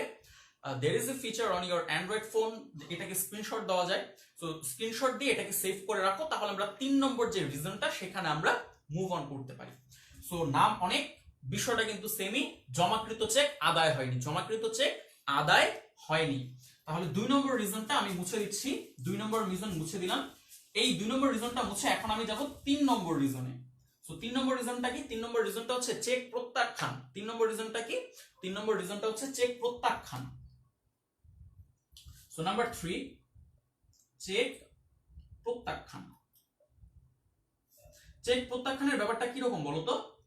চেক প্রত্যাখ্যানের বিষয়টা হচ্ছে, ধরো আমি মিস্টার এ এর কাছ থেকে একটা চেক পেয়েছি। হ্যাঁ, সো মিস্টার এ আমাকে একটা চেক দিয়েছে, বেসিক্যালি 5,000 টাকার একটা চেক দিয়েছে। সো 5,000 টাকার একটা চেক আমি মিস্টার এ এর কাছ থেকে পেয়েছি। সো পাওয়ার পরে আমি কি করেছি বলতো, আমি সেটাকে ব্যাংকে জমা দিয়েছি, এখন ব্যাংকে জমা দেওয়ার সাথে সাথে আমি কি করেছি বলতো, আমার হিসাবের বইতে ব্যাংক হিসাবকে ডেবিট করেছি। আমার হিসাবের বইতে কি করেছে, ব্যাংক হিসাবকে ডেবিট করেছে আর ক্রেডিট করেছে যে ব্যক্তির কাছ থেকে চেকটা পেয়েছি তার হিসাব, রাইট? এখন একটা বিষয় চিন্তা করো, ব্যাংক কিন্তু যখন চেকের টাকা পরিশোধ করে তখন কিন্তু ব্যাংক প্রত্যেকটা বিষয় খুঁটিয়ে দেখে যে চেকের তারিখ ঠিকঠাক লেখা হয়েছে কিনা, বা হচ্ছে চেকে যে স্বাক্ষর দেওয়া আছে সেই স্বাক্ষরটা প্রপারলি কিনা, বা হচ্ছে চেকে কোনো জালিয়াতি করা হয়েছে কিনা, অথবা চেকের আরো কিছু বিষয় রয়েছে। হ্যাঁ, মোটামুটি তোমরা যারা ব্যাংকিং পড়ছো বা যাদের ফাইন্যান্স রয়েছে তারা সকলেই তোমাদের বইতে খুঁজে পাবে যে চেক অমর্যাদাকৃত কেন হয় বা চেক প্রত্যাখ্যান কেন হয়। হ্যাঁ, এটাকে ইংরেজিতে বলা হয় চেক ডিসঅনার হওয়া বা চেক প্রত্যাখ্যান হওয়া, অমর্যাদাকৃত হওয়া। তো অনেকগুলো কারণ হতে পারে, সেটা হতে পারে তোমার চেক দুমড়ানো মুচড়ানো ছিল, সেটা হতে পারে তোমার চেকে কোনো একটা ঝামেলা ছিল, হয়তো তারিখ লিখনি, বা হচ্ছে সেই চেকের টাকার অঙ্কে এবং কথায় যে টাকার অঙ্ক সেই দুটোর ভিতর মিল নেই, তখন ব্যাংক তোমাকে কি করবে না, সেই চেকের টাকা তোমাকে দিবে না। বা হচ্ছে তোমার চেকে হয়তো অনেকগুলো কালি বেশি পড়ে গেছে বা চেক ছিঁড়ে গেছে, দুমড়ে মুচড়ে গেছে, এই জন্য ব্যাংক তখন কি করবে না, তোমার চেকের টাকা তোমাকে দিবে না। So there are lots of reason, যেই সব রিজনে ব্যাংক কি করে, চেকের টাকা দিতে অস্বীকৃতি জানায়, সেটাকে বলা হচ্ছে চেক প্রত্যাখ্যান। সো আমি কি করেছি, আমি কিন্তু আমার বইতে ব্যাংক হিসাবকে ডেবিট করে ফেলেছি, কিন্তু ব্যাংক কিন্তু কি করেছে বলতো, এই চেকটাই গ্রহণ করেনি, চেকটাই প্রত্যাখ্যান করে দিয়েছে, রিজেক্ট করে দিয়েছে। ধরো আমরা অনেক সময় আমাদের ক্রাশকে প্রপোজ করি, রাইট, কিন্তু ক্রাশ কি করে, রিজেক্ট করে দেয়। ব্যাংক তো আমাদের রিজেক্ট করে দিল, আমাদের চেক গ্রহণ করলো না, একসেপ্ট করলো না, তখন ব্যাংক কিন্তু এটাকে ক্রেডিট করছে না। হ্যাঁ, এই জন্য কি হলো বলতো, আমাদের বইয়ের ব্যালেন্স সেই ক্ষেত্রে বেশি দেখানো আছে, ব্যাংক কিন্তু এখনো পর্যন্ত সেটাকে বেশি দেখায়নি। সো এই যে আমাদের বই এবং ব্যাংকের বইয়ের ভেতর আবার একটা মিসম্যাচ লক্ষ্য করা গেল। এইটা হচ্ছে আমাদের জন্য থার্ড রিজন, চেক প্রত্যাখ্যান। এই চেক প্রত্যাখ্যানের জন্য কিন্তু আমাদের বইয়ের ব্যালেন্স এবং ব্যাংকের বইয়ের ব্যালেন্স কিন্তু সেম হয়ে ওঠে না। এরপর আর কি কি রিজন হতে পারে, এরপরে হতে পারে তোমার ব্যাংকের বিভিন্ন খরচ। ব্যাংক যে আমাদেরকে এই যে বিভিন্ন সেবা দেয়, হ্যাঁ, ব্যাংক যে আমাদের বিভিন্ন সেবা দেয়, এর জন্য ব্যাংক কি করে বলতো, কিছু চার্জ কেটে রাখে। সো এই চার্জগুলো যতক্ষণ পর্যন্ত আমরা না জানতে পারি, আমরা কি করতে পারি না, আমাদের হিসাবের বই থেকে বাদ দিতে পারি না। সো 4 নম্বর যে রিজন বা 4 নম্বর গড়মিলের যে কারণ বা অমিলের কারণ, সেটাকে আমি বলছি ব্যাংকের খরচ সমূহ বা ব্যাংকের চার্জ সমূহ। সো আমি সংক্ষেপে 4 নম্বর পয়েন্ট দিয়ে লিখছি ব্যাংকের খরচ সমূহ, ব্যাংকের খরচ সমূহ। এই খরচ সমূহের আন্ডারে যেগুলো আসতে পারে সেগুলো হচ্ছে ব্যাংক চার্জ, ব্যাংক চার্জ, আর কি কি হতে পারে, আর হতে পারে ইন্টারেস্ট অন ব্যাংক ওভারড্রাফট, বা সহজ কথায় বাংলাতে বলে ব্যাংক জমাতিরিক্তের সুদ, ব্যাংক জমাতিরিক্তের সুদ, ব্যাংক জমাতিরিক্তের সুদ। আর হতে পারে কি, আর হতে পারে কমিশন অথবা ফি, কমিশন অথবা ফি। আমরা কি দেখলাম, আমরা দেখলাম ব্যাংকের বেশ কিছু খরচ সমূহ। ব্যাংক আমাদেরকে সেবা দেওয়ার ফলে আমাদের হিসাব থেকে বেশ কিছু অর্থ কর্তন করে রাখে। সেই ক্ষেত্রে কি কি আছে, ব্যাংক চার্জ হতে পারে, বা আমরা যখন ব্যাংক থেকে আমাদের জমার অতিরিক্ত টাকার ঋণ নেই, তখন সেই টাকার উপর ব্যাংক কি করতে পারে, সুদ চার্জ করতে পারে, অথবা হচ্ছে ব্যাংক তখন কি করতে পারে বলতো, ব্যাংক তখন কমিশন চাইতে পারে বা ফি চাইতে পারে। তো এই যে বিষয়গুলো, এই বিষয়গুলোর জন্য তখন আমাদের বইয়ের ব্যালেন্স এবং ব্যাংকের বইয়ের ব্যালেন্স তখন সেম থাকে না, কারণ ব্যাংক আমাদের হিসাব থেকে টাকা কমিয়ে দিয়েছে, কিন্তু যেহেতু আমরা তখনও পর্যন্ত জানি না, আমরা কিন্তু এই টাকাটা আমাদের বই থেকে কমাইনি। সো ফোর্থ রিজন আশা করছি সকলের কাছে পরিষ্কার, ব্যাংকের খরচ সমূহ, এর ভিতর এই 3টা খরচে প্রধানত হয়ে থাকে। তো এইটা যেমন খরচ হতে পারে, এটা কিন্তু উল্টো দিকে আয়ও হতে পারে। হ্যাঁ, মানে আমাদের জন্য আয় বেসিক্যালি। সো ব্যাংক জমার সুদ, এটাকে আমরা বলি ব্যাংকের জমার সুদ, ব্যাংক জমার সুদ বেসিক্যালি বলি আমরা এটাকে। হ্যাঁ, সো এই হচ্ছে আমাদের নেক্সট আলোচ্য বিষয়, ব্যাংক জমার সুদ। আমাদের ব্যাংকে জমা টাকার উপর আমরা কি পাই, সুদ পাই। সো ততক্ষণ পর্যন্ত যদি আমরা না জানি যে ব্যাংক আমাদের জমা টাকার উপর সুদ বাড়িয়েছে বা সুদ দেখিয়েছে, আমরা কিন্তু কি করি না, আমাদের বই যোগ করি না। তখন এগেইন আমাদের বইয়ের ব্যালেন্স তখন কমই দেখানো হয়, ব্যাংকের বইতে ব্যালেন্স কিন্তু তখন বেশি দেখানো হয়। এই যে একটা মিসম্যাচ তখন আবার রয়ে যায়। সো 4 নম্বর রিজন আমরা দেখলাম। এরপর আমরা দেখবো যে সরাসরি ব্যাংক কর্তৃক আদায়। 5 নম্বর যে রিজন সেটা হচ্ছে সরাসরি ব্যাংক কর্তৃক আদায়। এই কারণগুলো সকলের বোঝা একটু জরুরি। হ্যাঁ, কারণ এই কারণগুলো না বুঝলে আসলে আমরা একক যে পদ্ধতি বা উভয় যে সংশোধনী পদ্ধতি, কোনোটা কিন্তু প্রপারলি করতে পারবো না। সো সরাসরি ব্যাংক কর্তৃক আদায়, সরাসরি ব্যাংক কর্তৃক আদায়, এই বিষয়টা কি, এই বিষয়টা হচ্ছে এরকম যে ব্যাংক যদি আমাদের হয়ে কোনো শেয়ার লভ্যাংশ কালেক্ট করে বা কোনো সুদ কালেক্ট করে বা আমাদের হয়ে কোনো পেমেন্ট কালেক্ট করে, হ্যাঁ, তাহলে হচ্ছে কি হবে বলতো, আমাদের বইয়ের ব্যালেন্স বেড়ে যাবে, মানে আমাদের ব্যাংক ব্যালেন্স বেড়ে যাবে। কিন্তু আমরা যদি ততক্ষণ পর্যন্ত না জানি যে আমাদের হিসাবে টাকা এসেছে বা আমাদের হিসাবে টাকা বেড়েছে, আমরা কিন্তু কি করতে পারি না, আমাদের বইয়ে ব্যালেন্স বেশি দেখাতে পারি না। তখন এগেইন কি হয় বলতো, আমাদের বই এবং ব্যাংকের বইতে আবার একটা মিসম্যাচ দেখা দেয়। সো এটা যেমন সরাসরি ব্যাংক কর্তৃক আদায় হতে পারে, এটা সরাসরি ব্যাংক কর্তৃক পরিশোধ হতে পারে। ফর এক্সাম্পল, ব্যাংক কি করলো বলতো, ব্যাংক হচ্ছে আমাদের হয়ে আমাদের ব্যবসা প্রতিষ্ঠানে যত ইলেকট্রিসিটি বিল, যত ইন্টারনেটের বিল, যত পানির বিল, সবগুলো কি করে ফেললো, পরিশোধ করে ফেললো। সো সরাসরি ব্যাংক কর্তৃক পরিশোধ, কিন্তু কখন পরিশোধ করলো আমরা কিন্তু জানি না। এর ফলে কি হবে বলতো, এর ফলে ব্যাংক বলছে যে আমাদের বইতে টাকা কম আছে, কিন্তু আমরা তো জানি না, কারণ আমরা তখন মাইনাসই করিনি সেই বিষয়টা। সো যেহেতু আমরা জানি না তখনও পর্যন্ত, সেহেতু কিন্তু আমরা আমাদের বইতে ব্যালেন্স তখন বেশি দেখানো হবে, কিন্তু ব্যাংকের যে পাস বই সেটাতে কিন্তু তখন ব্যালেন্স কম দেখানো হবে। হ্যাঁ, তো এই হচ্ছে 6th রিজন। 7 নম্বর রিজন হচ্ছে ভুল, মানে ভুল হইলে সেই ক্ষেত্রে আবার একটা মিসম্যাচ দেখা দেয়। তো ভুল কিন্তু দুই পক্ষেরই হতে পারে, ভুল হতে পারে আমার অথবা ভুল হতে পারে কি ব্যাংকের। সো মানুষ মাত্রই ভুল হয়, ব্যাংকের ক্ষেত্রেও ভুল হওয়াটা অস্বাভাবিক কিছুই না। অনেকে একটু অবাক হতে পারে, ব্যাংকেরও কি ভুল হয়? হ্যাঁ, হতেই পারে। সো যদিও বা ব্যাংকে এখন সবকিছু ইলেকট্রনিক পদ্ধতিতেই সম্পাদিত হয়, কিন্তু যারা টাইপ করে, ডেটা এন্ট্রি করে, তারা তো মানুষ, তাই না? তাদের ভুল হতেই পারে।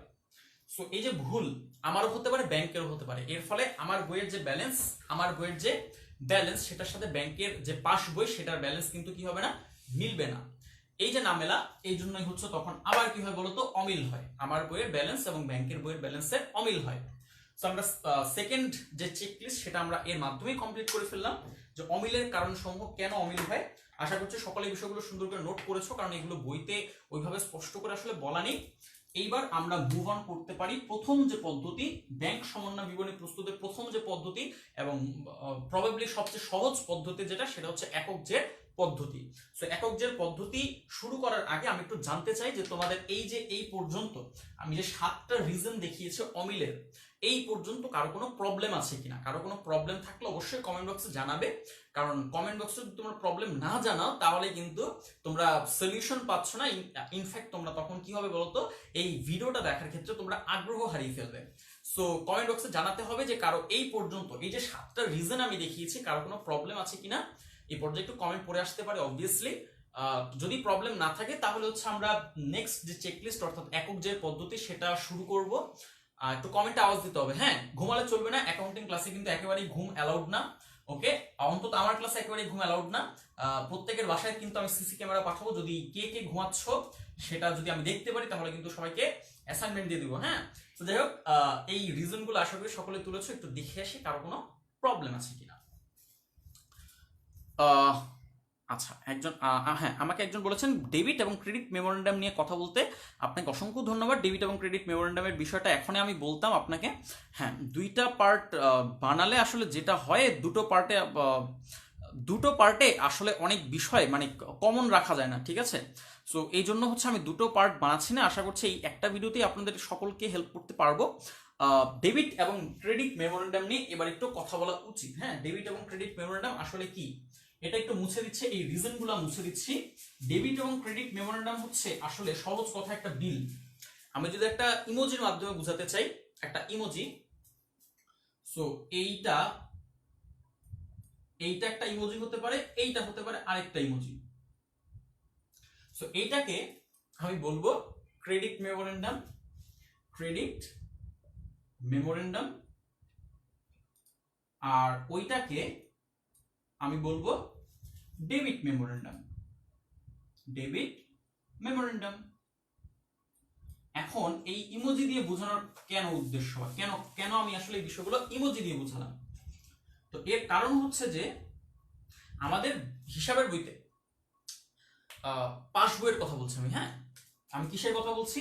পাস বইয়ের কথা বলছি। পাস বই কে প্রস্তুত করে? পাসবুক প্রস্তুত করে ব্যাংক, রাইট? সো ব্যাংক যখন আমাদের হিসাবের বই থেকে যখন কিছু টাকা কেটে রাখে, হ্যাঁ, আমাদের হিসাবের বই থেকে কিছু টাকা কেটে রাখে, অর্থাৎ পাস বই থেকে আমাদের হিসাবে যে টাকা আছে সেখান থেকে যখন ব্যাংক কিছু টাকা কেটে রাখে, সেটাকে ব্যাংক ব্যাখ্যা করে, সেটাকে ব্যাংক কি করে? এক্সপ্লেইন করে, ব্যাখ্যা করে। কোনটা দিয়ে? এটা দিয়ে নাকি এইটা দিয়ে? অবভিয়াসলি এটা দিয়ে, কারণ আমাদের হিসাব থেকে যদি টাকা কেটে নেয় ব্যাংক, আমাদের চেহারার অবস্থা হয় এরকম, কেন কেটেছেন? টাকা বাড়ালেই কিন্তু আমরা খুশি হই, রাইট? সো এইখানে কিন্তু এটাকে কিন্তু আমরা সেই ক্ষেত্রে ইজিলি বুঝতে পারি ডেবিট মেমোরেন্ডাম দিয়ে। So what is debit memorandum? Debit memorandum হচ্ছে একটা বিল বা একটা নোট বলতে পারো, নোট, যেখানে ব্যাংক কি করে? ব্যাখ্যা করে আমাদের হিসাবের বই থেকে বা পাস বই থেকে অথবা আমাদের হিসাব থেকে ব্যাংক কত টাকা কেটে রেখেছে সেটা ব্যাখ্যা করে ডেবিট মেমোরেন্ডামের মাধ্যমে। এবং এই ডেবিট মেমোরেন্ডাম আমাদের জন্য আসলে এরকম একটা ইমোজির মতো, একটা স্যাড ইমোজি। আমাদের হিসাব থেকে টাকা কেটে নিলে আমাদের ভাল লাগে না, আমরা চাই আমাদের হিসাবে বেশি বেশি টাকা আসুক, বেশি বেশি সুদ আসুক, বেশি বেশি অর্থ বাড়ুক আমাদের হিসাবে, রাইট? আমরা তো সবাই এটাই চাই। সো ডেবিট মেমোরেন্ডাম হচ্ছে এইটা। ক্রেডিট মেমোরেন্ডাম কি?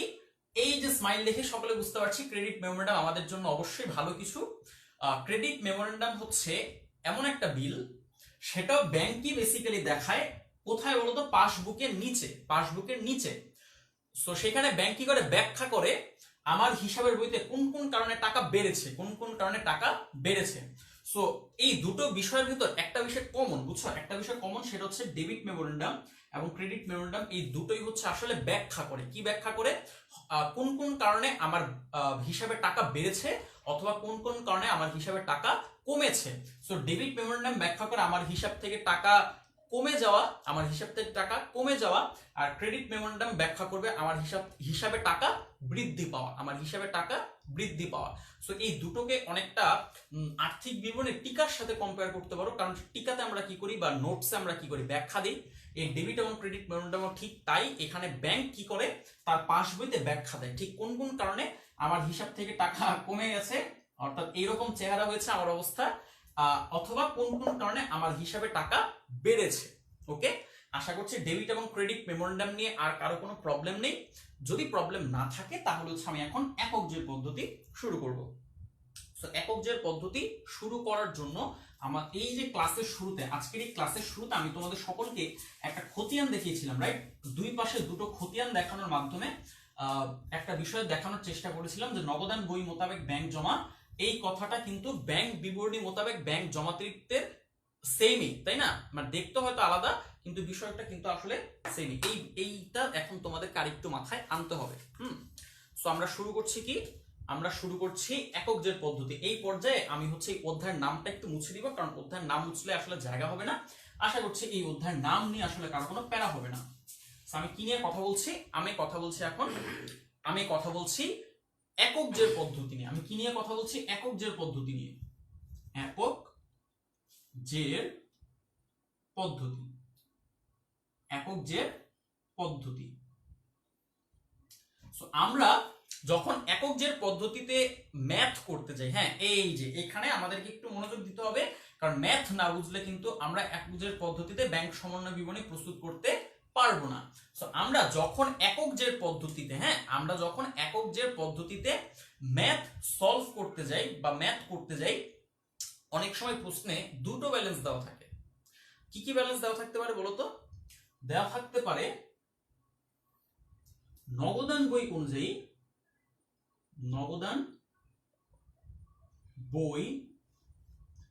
অনুযায়ী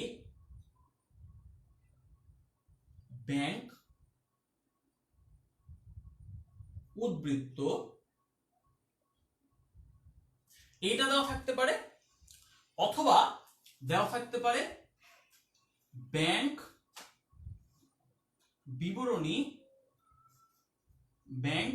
বিবরণী অনুযায়ী ব্যাংক জমা বা ব্যাংক উদ্বৃত্ত, সহজ কথায়। তাহলে আমাদের ম্যাথে দুটো বিষয় দেওয়া থাকতে পারে, হয় এটা নতুবা দুইটাই। সো যেটাই দেওয়া থাকুক না কেন আমাদের কিন্তু যে কোনো একটা দিয়ে স্টার্ট করতে হয়। হ্যাঁ, যদি এইটা দেওয়া থাকে তাহলে তো এটা দিয়ে আমাদের ম্যাথ স্টার্ট হবে, যদি এইটা দেওয়া থাকে তাহলে এটা দিয়ে আমাদের ম্যাথ স্টার্ট হবে, যদি দুটোই দেওয়া থাকে সেই ক্ষেত্রে আমরা যে কোনো একটা দিয়ে আমাদের ম্যাথ স্টার্ট করব। ওকে, এটা হচ্ছে আমাদের প্রথম স্টেপ কি, কিসের? একক জের পদ্ধতিতে ব্যাংক সমন্বয় বিবরণী প্রস্তুত করার। রিমেম্বার, এই ক্লাসের শুরুতে আমি তোমাদেরকে একটা কথা বলেছিলাম যে নগদান বই অনুযায়ী ব্যাংক উদ্বৃত্ত, এই কথাটার মানে হচ্ছে ব্যাংক বিবরণী মোতাবেক ব্যাংক জমাতিরিক্ত। একটু যদি তোমরা ভুলে যাও তাহলে খতিয়ানের পেজটা আরেকটু ওপেন করতে হবে। কেন? কারণ আমরা যেটাকে ডেবিট করি, ব্যাংক একই বিষয়টাকে কি করে, ক্রেডিট করে। যারা লাইভ ক্লাসটিতে পরে জয়েন করেছো তাদের বুঝতে একটু সমস্যা হবে, আই নো।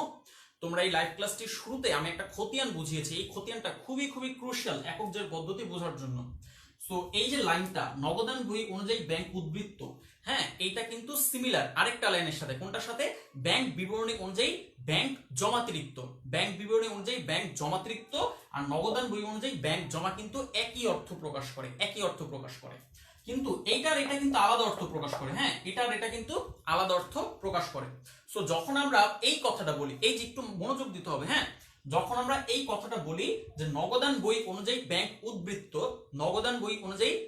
উদ্বৃত্ত, এর মানে হচ্ছে আমাদের নগদান বইয়ের ডেবিট পাশটা বড় হয়েছে ক্রেডিট পাশের চেয়ে, ডেবিট পাশটা বড় হয়েছে ক্রেডিট পাশের চেয়ে। এর মানে কি বলতো, আমাদের ব্যাংকে যথেষ্ট পরিমাণ টাকা আছে, আমাদের ব্যাংকে যথেষ্ট পরিমাণ টাকা আছে। আর এইটার ক্ষেত্রে কিন্তু পুরো বিষয়টা আবার উল্টা, পুরো বিষয়টা আবার কি উল্টা, পুরো বিষয়টা কিরকম, আমাদের ব্যাংকে যত টাকা জমা আছে তার চেয়ে আমরা বেশি টাকা উঠিয়েছি। সো এই দুটো কিন্তু আসলে বিপরীত মেরুর দুইটা বিষয়, ঠিক আছে। এটার ক্ষেত্রে আমরা বলবো যে আমাদের ব্যাংক জমা, আমাদের ব্যাংকে যে টাকা জমা আছে তার চেয়ে বেশি আমরা কি করেছি বলতো, টাকা উঠিয়েছি। ওকে, টাকা আমরা উঠিয়েছি। এগেইন যদি একটু মনে করে থাকো বা যদি মনে করতে পারো, এই লাইনটার কিন্তু আরেকটা সিমিলার লাইন আছে, কোনটা, নগদান বই মোতাবেক ব্যাংক জমাতিরিক্ত, নগদান বই মোতাবেক ব্যাংক জমাতিরিক্ত, রিমেম্বার। সো নগদান বই মোতাবেক ব্যাংক জমাতিরিক্ত আর নগদান বই অনুযায়ী ব্যাংক উদ্বৃত্ত, দুইটা কথা কিন্তু সেম না। এই ক্ষেত্রে আমাদের কি হচ্ছে বলতো, এই ক্ষেত্রে হচ্ছে আমাদের ব্যাংকে পর্যাপ্ত পরিমাণে টাকা আছে, ঠিক আছে, পর্যাপ্ত পরিমাণে টাকা আছে, কিন্তু এই ঘটনাতে, এই সিনারিওতে কিন্তু আমাদের পর্যাপ্ত পরিমাণে টাকা নেই, আমাদের ব্যাংকে যত টাকা জমা আছে তার চেয়ে আমরা বেশি টাকা উঠিয়েছি। আর রিমেম্বার, এই লাইনগুলোর আরেকটা সিনোনিমাস লাইন আছে যেগুলো এই ক্লাসের শুরুতে আমি বলেছি, এই বিষয়গুলো আর রিপিট করতে যাচ্ছি না, একটু অবশ্যই তোমরা এই ভিডিও শুরুর অংশটা আরেকবার দেখে নিবে। তাহলে এই লাইনটা আমি একটু মুছে দিচ্ছি, হ্যাঁ, এই অংশটা আমি আরেকটু মুছে দিচ্ছি, এটাও আমি মুছে দিচ্ছি। এখন একক জের পদ্ধতি করতে গেলে একটা টেকনিক আছে, একটা কি আছে বলতো, টেকনিক আছে। এটা কোনো নিয়ম বলা যাবে না, এটা একান্তই আমার নিজস্ব টেকনিক। আমি এই টেকনিকটা অ্যাপ্লাই করি আমি হচ্ছে ম্যাথগুলো সলভ করতাম। এটাকে নিয়ম বানিয়ে ফেলো না কাইন্ডলি কেউ, ঠিক আছে, বা এটাকে কোনো রুলস বানিয়ে ফেলো না, তবে এটা একটা শর্টকাট টেকনিক বলতে পারো ম্যাথ সলভ করার খাতিরে। সো যখন আমরা রিমেম্বার, যখন আমরা আমাদের বইয়ের ব্যালেন্স নিয়ে স্টার্ট করছি, আমাদের বইয়ের ব্যালেন্স নিয়ে স্টার্ট করছি, বা নগদান বই অনুযায়ী ব্যাংক উদ্বৃত্ত নিয়ে যখন আমরা স্টার্ট করছি, এর মানে হলো আমরা অ্যাজিউম করে নিচ্ছি, হ্যাঁ, আমরা কি করে নিচ্ছি, অ্যাজিউম করে নিচ্ছি যে ব্যাংক সঠিক, ব্যাংক সঠিক, আমরা ভুল, আমরা ভুল। তাহলে রিমেম্বার হোয়াট আই সে, যখন আমরা আমাদের বইয়ের ব্যালেন্স নিয়ে স্টার্ট করছি, হ্যাঁ, যখন আমরা আমাদের বইয়ের ব্যালেন্স নিয়ে স্টার্ট করছি, অর্থাৎ নগদান বই অনুযায়ী ব্যাংক উদ্বৃত্ত, উদ্বৃত্ত নিয়ে যখন আমরা স্টার্ট করছি, উই আর অ্যাজিউমিং, আমরা ধরে নিচ্ছি যে ব্যাংক সঠিক আমরা ভুল, ব্যাংক সঠিক আমরা ভুল। সো আমাদের এখন কি করতে হবে, so next question, what to do, what to do. যদি শর্টকাট টেকনিকটা মাথা রাখতে পারো না, তাহলে কিন্তু তোমাদের ছকটা মুখস্থ করতে হবে না, তোমরা ছক দেখলেই বুঝে যাবে যে কোনটা যোগ হবে এবং কোনটা বিয়োগ হবে। So what to do right now, সেটা হচ্ছে ব্যাংক যেটা যোগ করেছে আমরাও সেটা যোগ করব, ব্যাংক যেটা বিয়োগ করেছে আমরা সেটা বিয়োগ করব। সো এক লাইনে যদি আমি লিখি সেটা হচ্ছে we will follow bank, we will follow bank. এই লাইনটা কিন্তু, হ্যাঁ, আমি আরেকবার বলছি, উই উইল ফলো ব্যাংক এর মানে হচ্ছে যে সকল ঘটনাগুলোকে ব্যাংক যোগ করেছে কিন্তু আমরা যোগ করিনি সেগুলোকে যোগ করব, যে সকল ঘটনাগুলোকে ব্যাংক বিয়োগ করেছে কিন্তু আমরা বিয়োগ করিনি এখন আমরা সেটাকে বিয়োগ করব। অর্থাৎ সহজ কথায় উই উইল ফলো ব্যাংক, অর্থাৎ ব্যাংক যেটা করছে আমরাও ঠিক সেটাই করব। কেন? কারণ আমরা শুরুতেই ধরে নিচ্ছি ব্যাংক সঠিক, যেহেতু ব্যাংক সঠিক, আমরা সঠিক মানুষকেই ফলো করি, সঠিক বিষয়গুলোকেই ফলো করি। সো এখানেও আমরা ঠিক তাই করব। আমাদের প্রথম কাজ হচ্ছে এটা। দ্বিতীয় কাজ হচ্ছে যেই কাজগুলো ব্যাংক করেনি, যেই কাজগুলো ব্যাংক করেনি কিন্তু আমরা আগ বাড়িয়ে করে ফেলেছি, আমরা আগ বাড়িয়ে করে ফেলেছি। ফর এক্সাম্পল, ব্যাংক আমাদের হিসাব থেকে 10,000 টাকা মাইনাস করেনি কিন্তু আমরা কি করেছি, ইস্যু যেহেতু করে দিয়েছে আমরা আমাদের হিসাবের বই থেকে 10,000 টাকা মাইনাস করেছি। অর্থাৎ এর পরের যে কাজটা হবে আমাদের সেটা হচ্ছে যে কাজগুলো ব্যাংক করেনি কিন্তু আমরা আগ বাড়িয়ে করে দিয়েছি, আমরা আগ বাড়িয়ে করে ফেলেছি, এই কাজগুলো এখন আমরা রিভার্স করব, এই কাজগুলো এখন আমরা রিভার্স করব বা উল্টিয়ে দিব। আগে মাইনাস করে থাকলে এখন প্লাস করব, আগে প্লাস করে থাকলে এখন মাইনাস করব। সো আমাদের আমাদের আমাদের কাজগুলো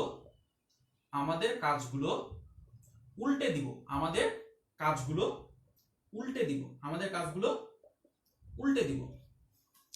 সো এই যে টেকনিকগুলো, হ্যাঁ, এই যে টেকনিকগুলো, এই অ্যাজাম্পশন এবং হোয়াট টু ডু, এটা যদি তোমরা মাথায় রাখতে পারো তাহলে ব্যাংক সমন্বয় বিবরণী তোমাদের জন্য কিচ্ছু না, তোমাদের জন্য কিচ্ছু না।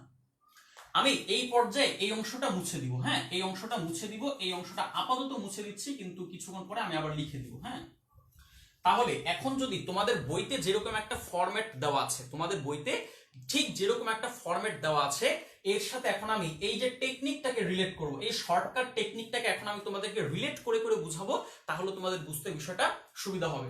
সো আমরা কোনটা দিয়ে স্টার্ট করছি? আমাদের ম্যাথ স্টার্ট করছি নগদান বই অনুযায়ী ব্যাংক উদ্বৃত্ত দিয়ে। আমরা কোনটা দিয়ে স্টার্ট করছি? আমরা স্টার্ট করছি নগদান বই অনুযায়ী ব্যাংক উদ্বৃত্ত দিয়ে। সো এখানে আমি আবার লিখছি নগদান বই অনুযায়ী, নগদান বই অনুযায়ী ব্যাংক উদ্বৃত্ত, ব্যাংক উদ্বৃত্ত। ওকে, সো আমি এটা দিয়ে স্টার্ট করছি। এর সাথে কি কি যোগ হবে তাহলে? Now it is a big question. কোনটা যোগ হবে দেখো তো? টেকনিক বলেছি, তার আগে আমাদের অ্যাজিউম করতে হবে আমরা যখন নগদান বই অনুযায়ী ব্যাংক উদ্বৃত্ত দিয়ে স্টার্ট করছি, এটা তোমরা মুখস্থ করতে পারো বা মনে রাখতে পারো যে ব্যাংক সঠিক আমরা ভুল, তাহলে উই উইল ফলো ব্যাংক। তাহলে যে সকল বিষয় ব্যাংক যোগ করেছে আমরা করিনি, আমরা করব যোগ। যে সকল বিষয় ব্যাংক বাদ দেয়নি কিন্তু আমরা ব্যাংক বাদ দিয়েছি কিন্তু আমরা বাদ দিইনি, সেগুলো বিয়োগ করব। সো এখন যোগের আইটেম থেকে যদি আসি, যোগের আইটেম থেকে যদি আসি, প্রথমে যে বিষয়টা যোগ হবে সেটা হচ্ছে বকেয়া চেক। প্রথমে যে বিষয়টা যোগ হবে সেটা হচ্ছে বকেয়া চেক।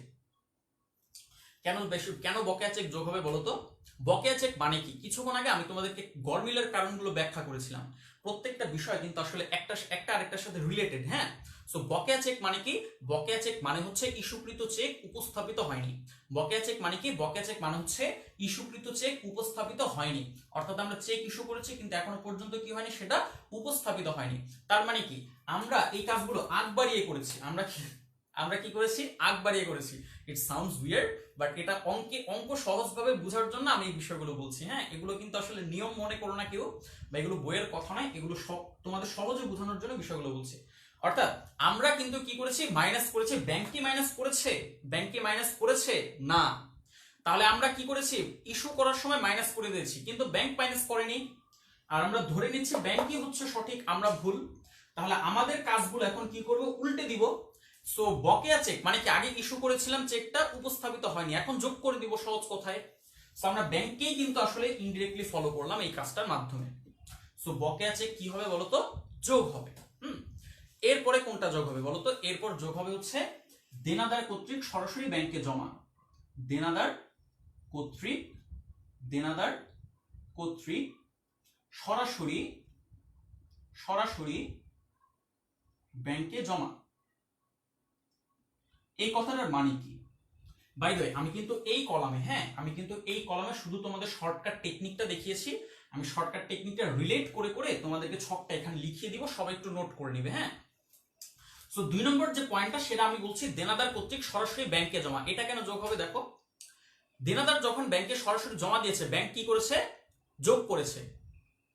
ব্যাংক কি করেছে? যোগ করেছে। আমরা কি যোগ করেছি? না। তাহলে এখন আমাদের কি করতে হবে? We will follow bank. আমরা এখন কি করব বলতো? আমরা এখন ব্যাংক যেটা করেছে সেটাই আমরা ফলো করব।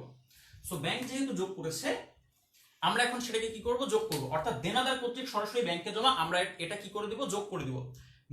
Is it clear? আশা করছি সকলের কাছে বিষয়টা পরিষ্কার। আমি পুরো বিষয়গুলো আবার রিভিউ করব। হ্যাঁ, এরপর 3 নম্বর যে পয়েন্টটা যোগ হবে সেটা হচ্ছে সরাসরি ব্যাংক কর্তৃক আদায়। সরাসরি ব্যাংক কর্তৃক আদায়। তাহলে এই বিষয়টার মানে কি? এই বিষয়টার মানে হচ্ছে যে কোন একটা আয়, ফর এক্সাম্পল আমি ধরে নিচ্ছি শেয়ার লভ্যাংশ। আমাদের ব্যবসার নামে শেয়ার কিনেছি এবং সেই শেয়ারের লভ্যাংশ পেয়েছি।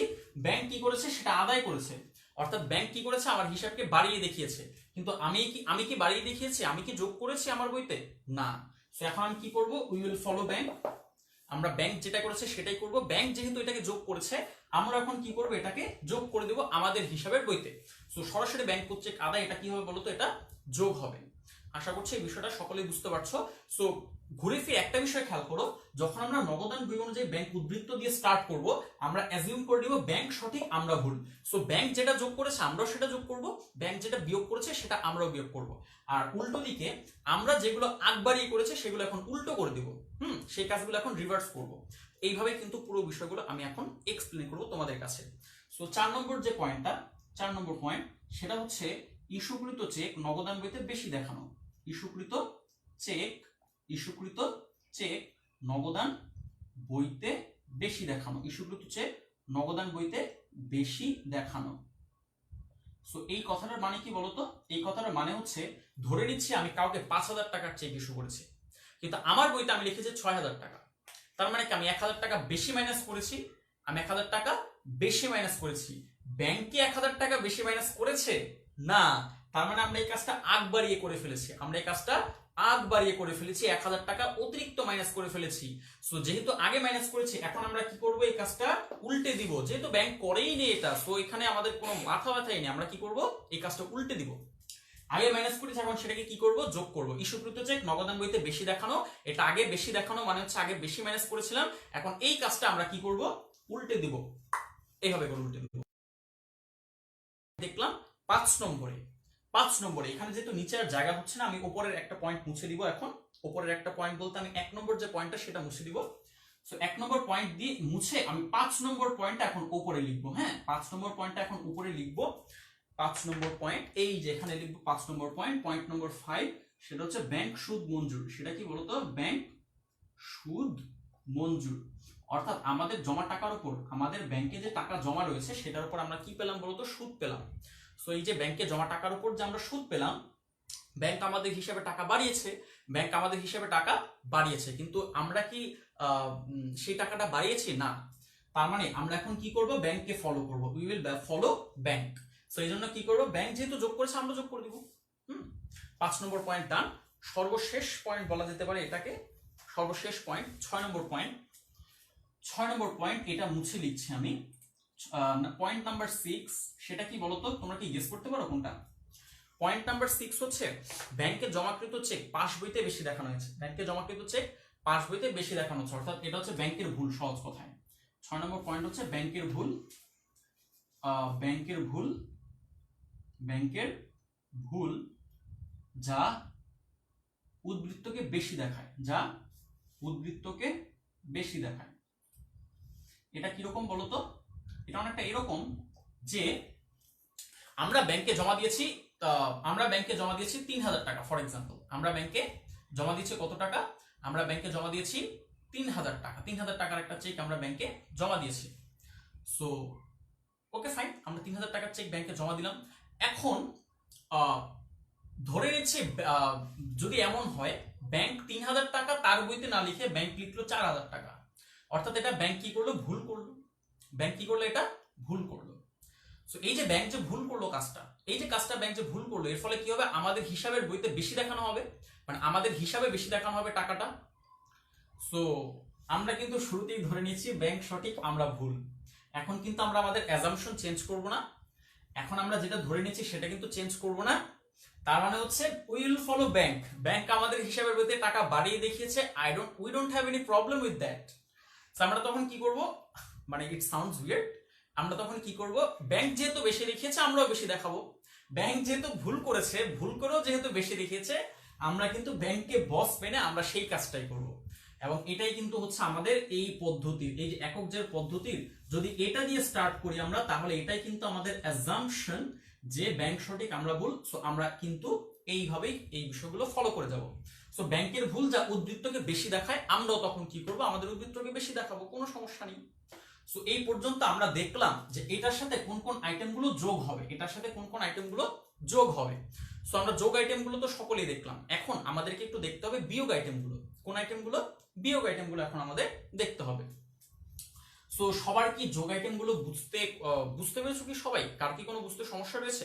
বুঝতে সমস্যা হলে কিন্তু অবশ্যই তোমরা বলবে, কারণ কমেন্ট বক্সে তোমরা অনেকেই জানাও না, পরবর্তীতে বল হয় বুঝি নাই, ঠিক আছে আরেকটু বুঝাই দেন, তখন কিন্তু লাইভ শেষ হয়ে যায়। তো তখন বোঝাতে হলে কিন্তু আমাকে টাইপ করে বোঝাতে হয়, এটা কিন্তু আমার জন্য একটু প্যারা। সো এখনই বলতে হবে যে কোন কোন পয়েন্টটা বুঝো না, সেটা কিন্তু অবশ্যই তোমাদেরকে আবার বুঝিয়ে দিব, ঠিক আছে? এবং এই শর্টকাট টেকনিকটাকে সকলে বুঝতে পেরেছো? এখানে যতগুলো বিষয় আমি বুঝিয়েছি সব কিন্তু এটার সাথে রিলেট করে করে বুঝিয়েছি। হ্যাঁ, এটা একটু একটু তোমাদের মাথায় রাখতে হবে। এই পর্যায়ে একটু কমেন্ট বক্সটা অবশ্যই পড়বো, কারণ কমেন্ট বক্স না পড়লে তোমরা ঝিমিয়ে যাবে। এটা একটু নোট করতে হবে, এন্ড অবশ্যই কমেন্ট করে প্রবলেমগুলো জানাতে হবে।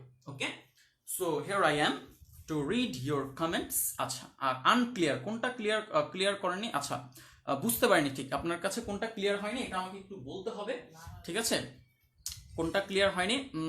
আচ্ছা, ফোর্থ থেকে বলতে কোনটা? 4 নম্বর। আচ্ছা, এই যে ইস্যুকৃত চেক নগদান বইতে বেশি দেখানো হচ্ছে। আচ্ছা, আমি বুঝতে পেরেছি। সো আমরা কি করেছি, আমরা চেক ইস্যু করে দিয়েছি, অর্থাৎ 10,000 টাকার একটা চেক আমরা কাউকে দিয়েছি। সো এর ফলে কি করব, আমরা হিসাবের বইতে 10,000 টাকাই মাইনাস করব, রাইট? আমাদের বইতে, আমাদের নগদান বইতে আমরা কি করব, 10,000 টাকায় ক্রেডিট করব বা 10,000 টাকার চেকটাই মাইনাস করব।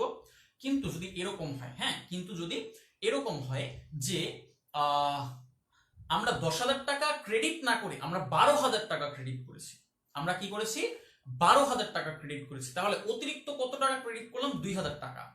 কিন্তু আমরা যে এই যে আগ বাড়িয়ে 2,000 টাকা অতিরিক্ত মাইনাস করলাম, হ্যাঁ, এই যে আগ বাড়িয়ে অতিরিক্ত 2,000 টাকা আমরা মাইনাস করলাম, ব্যাংক কিন্তু 2,000 টাকা মাইনাস করেনি। সো আমরা কি করব, আমাদের এই যে একটা ভুল হলো, এই ভুলটাকে এখন আমরা উল্টে দিব। আগে 2,000 টাকা অতিরিক্ত মাইনাস করেছে, এখন 2,000 টাকা যোগ করে দিব, তাহলে ভুল সংশোধন হয়ে গেল সহজ কথায়, তাই না? সো এইটাই হচ্ছে আমি 4 নম্বর পয়েন্টে বলেছি যে ইস্যুকৃত চেক নগদান বইতে বেশি দেখানো, অর্থাৎ আমরা 10,000 টাকার চেক ইস্যু করে আমরা যদি আমাদের বইতে বাদ দেই 12,000 টাকা, তার মানে আমরা 2,000 টাকা অতিরিক্ত বাদ দিয়েছি। এখন আমাদের কি করতে হবে, এটাকে উল্টো করতে হবে। এই যে আমাদের যে কাজটা সেটাকে আমরা রিভার্স করে দিব, আমরা সেটাকে কি করে দিব, যোগ করে দিব, সহজ কথায়। আশা করছি সকলের কাছে এটা পরিষ্কার এবং ক্লিয়ার। আমরা কি যোগ আইটেম গুলো থেকে এখন বিয়োগ আইটেমে যেতে পারি নাকি পারি না, একটু কমেন্টে আওয়াজ দিতে হবে, হ্যাঁ, একটু কমেন্টে বলতে হবে যে আমরা যোগ আইটেম থেকে বিয়োগ আইটেমে যেতে পারবো নাকি পারবো না। যদি যেতে পারি তাহলে অবশ্যই এখন যোগ আইটেম মুছে আমি বিয়োগ আইটেমটা লিখবো। তাহলে আমি যোগ আইটেমটা মুছে দিচ্ছি। আমাদের যোগ পাশের আইটেমগুলো ব্যাখ্যা করা কিন্তু শেষ, হ্যাঁ, আমাদের যোগ পাশের আইটেমগুলো ব্যাখ্যা করা শেষ। এইবার আমরা এখন কি করব, বিয়োগ পাশের আইটেমগুলো দেখার চেষ্টা করব। আমরা কি করব, আমরা বিয়োগ পাশের আইটেমগুলো দেখার চেষ্টা করব। সো বিয়োগ পাশের আইটেমগুলো যদি আমাদের দেখতে হয় বা বিয়োগ পাশের আইটেমগুলো যদি আমাদের এখন ব্যাখ্যা করতে হয়, সেখানে কি কি আছে? সেইখানে আছে, প্রথমেই যেটা আছে সেটা হচ্ছে মধ্যবর্তী সময়কালীন আমানত বা জমাকৃত চেক আদায় হয়নি, সহজ কথায়। সো বিয়োগ, আমি এখন বিয়োগ আইটেমগুলো দেখাচ্ছি। বিয়োগ প্রথমে যেটা আছে সেটা হচ্ছে জমাকৃত চেক আদায় হয়নি, জমাকৃত চেক আদায় হয়নি, জমাকৃত চেক আদায় হয়নি। এই যে জমাকৃত চেক আদায় হয়নি, এর কারণ কি? এর কারণ হচ্ছে আমরা চেক জমা দিয়েছি ঠিকই, কিন্তু চেকটা রাস্তায় রয়ে গেছে। সো ততক্ষণে হয়তো ব্যাংকের পিরিয়ড শেষ বা ব্যাংকের সেই অ্যাক্টিভিটি শেষ সেই দিনের জন্য, ব্যাংক তখন সেটাকে যোগ করবে না। সো ওই সময়টার জন্য, ওই টাইম পিরিয়ডটার জন্য কি হয় বলতো, আমরা আমাদের বইতে ব্যালেন্স বেশি দেখিয়ে থাকি, ব্যাংক তার বইতে ব্যালেন্স কম দেখিয়ে থাকে, রাইট? সো আমরা কিন্তু এখন কি করছি, ব্যাংককে ফলো করছি। ব্যাংকের বইতে যেহেতু ব্যালেন্স কম, আমাদের বইতে যেহেতু ব্যালেন্সটা বেশি দেখানো, সো আমরা কি করবো, এখন আমাদের বইয়ের ব্যালেন্সটাকে কমিয়ে আনবো, কমিয়ে কি করব, ব্যাংকের সমান করব। এজন্য আমরা কি করেছি, জমাকৃত চেক আদায় হয়নি, যেহেতু ব্যাংক এটাকে কি করেনি, যোগ করেনি, আমরা যোগ করবো না, আমরা এখন বিয়োগ করে দিব। অর্থাৎ এই কাজটা আসলে আমরা আগবারই করেছি আর কি, সহজ কথায়। সো আমরা কি করবো, এখন জমাকৃত চেক আদায় হয়নি, এটাকে আমরা বিয়োগ করব। এরপর আর কোন কোন বিষয়কে বিয়োগ করব, চেক বা বিল প্রত্যাখ্যান, চেক বা বিল প্রত্যাখ্যান। সো চেক অবলিক বিল প্রত্যাখ্যান, এটাকে আমরা কি করব, মাইনাস করব, এটাকে কি করব, মাইনাস করব। চেক অবলিক বিল প্রত্যাখ্যান, আমরা যখন আমাদের ব্যাংক হিসাবে কোনো চেক জমা দিই, আমরা কি করি, যোগ করি। কিন্তু ব্যাংক যদি সেটাকে রিজেক্ট করে দেয়, এখন তাহলে আমাদের কি করা উচিত, উল্টো করা উচিত। কারণ ব্যাংক তো আমরা যোগ করেনি, উইল ফলো ব্যাংক। আমরা এই যে এই লাইনটা দিয়ে যখন আমরা ম্যাথটা স্টার্ট করছি, তখনই বলে দিয়েছে যে উইল ফলো ব্যাংক, মানে ব্যাংক যেটা করবে আমরা কিন্তু সেই একই বিষয়টাকে ফলো করার চেষ্টা করব। তাহলে যেহেতু ব্যাংক যোগ করেনি, সেহেতু আমরা কি করব, আমরাও যোগ করব না, আগে যেহেতু যোগ করে ফেলেছে এখন মাইনাস করে দিব। সো এই যে চেক বা বিল প্রত্যাখ্যান, এটা এই জন্য কি হবে বলতো, বিয়োগ হবে। চেক বা বিল প্রত্যাখ্যান এটার জন্য বিয়োগ হবে। 3 নম্বর পয়েন্টে এসে আমরা দেখব ব্যাংক কর্তৃক সরাসরি পরিশোধ। 3 নম্বর পয়েন্টে এসে দেখব ব্যাংক কর্তৃক সরাসরি পরিশোধ, ব্যাংক কর্তৃক সরাসরি পরিশোধ। বুঝতে কি কার কোনো প্রবলেম হচ্ছে? বুঝতে প্রবলেম হলে অবশ্যই বলবে কিন্তু, হ্যাঁ। তাহলে ব্যাংক কর্তৃক সরাসরি পরিশোধ মানে কি, ব্যাংক কোন একটা খরচ দিয়ে দিয়েছে আমাদের হয়ে। ফর এক্সাম্পল আমাদের বিদ্যুৎ ভাড়া দিয়ে দিয়েছে, ব্যবসায় যে বিদ্যুৎ ভাড়া সেটা ব্যাংক কি করেছে বলতো, আমাদের হয়ে দিয়ে দিয়েছে। সো তখন কি করবে, ব্যাংক সেই বিষয়টাকে মাইনাস করবে, ব্যাংক সেই বিষয়টাকে মাইনাস করবে। আমরা কিন্তু তখনও পর্যন্ত জানি না যে ব্যাংক এটা মাইনাস করেছে, সো আমরা কিন্তু ততক্ষণ পর্যন্ত মাইনাস করিনি। এখন তাহলে কি করা উচিত? উইল ফলো ব্যাংক, ব্যাংক যেটা মাইনাস করেছে এখন আমরা সেটাকে মাইনাস করে দেবো। সো ব্যাংক কর্তৃক সরাসরি পরিশোধ, এজন্য কি হবে বলতো? বিয়োগ হবে। সো এরপর আমরা যেটা করবো সেটা হচ্ছে ব্যাংক চার্জ। 4 নম্বর পয়েন্ট দিয়ে লিখবো bank charge. So bank charge, এটা ব্যাংক কি করে? আমাদের হিসাব থেকে কিছু টাকা কেটে রাখে। হ্যাঁ, আমাদের হিসাব থেকে কিছু টাকা কেটে রাখে। সো ব্যাংক যেহেতু আমাদের হিসাব থেকে কিছু টাকা কেটে রাখছে, অর্থাৎ ব্যাংক মাইনাস করছে, আমাদের এখন কি করা উচিত? ব্যাংককে ফলো করা উচিত। সো আমরা কি করব? আমাদের হিসাবের বই থেকে ব্যাংক চার্জটা মাইনাস করে দিব। সো ব্যাংক চার্জ ধার্য, এটাও মাইনাস হলো। এরপর আর কি কি আইটেম রয়েছে? এরপরে আর যে আইটেমটা রয়েছে সেটা লেখার জন্য আমাকে 1 নম্বর পয়েন্টটা মুছতে হবে। 1 নম্বর পয়েন্টটা মুছে দিচ্ছি সেই ক্ষেত্রে। সো এই 1 নম্বর পয়েন্টটা মুছে এখন আমি যেটা লিখবো সেইটা হচ্ছে যে জমাকৃত চেক নগদান বইতে বেশি দেখানো। জমাকৃত চেক নগদান বইতে বেশি দেখানো।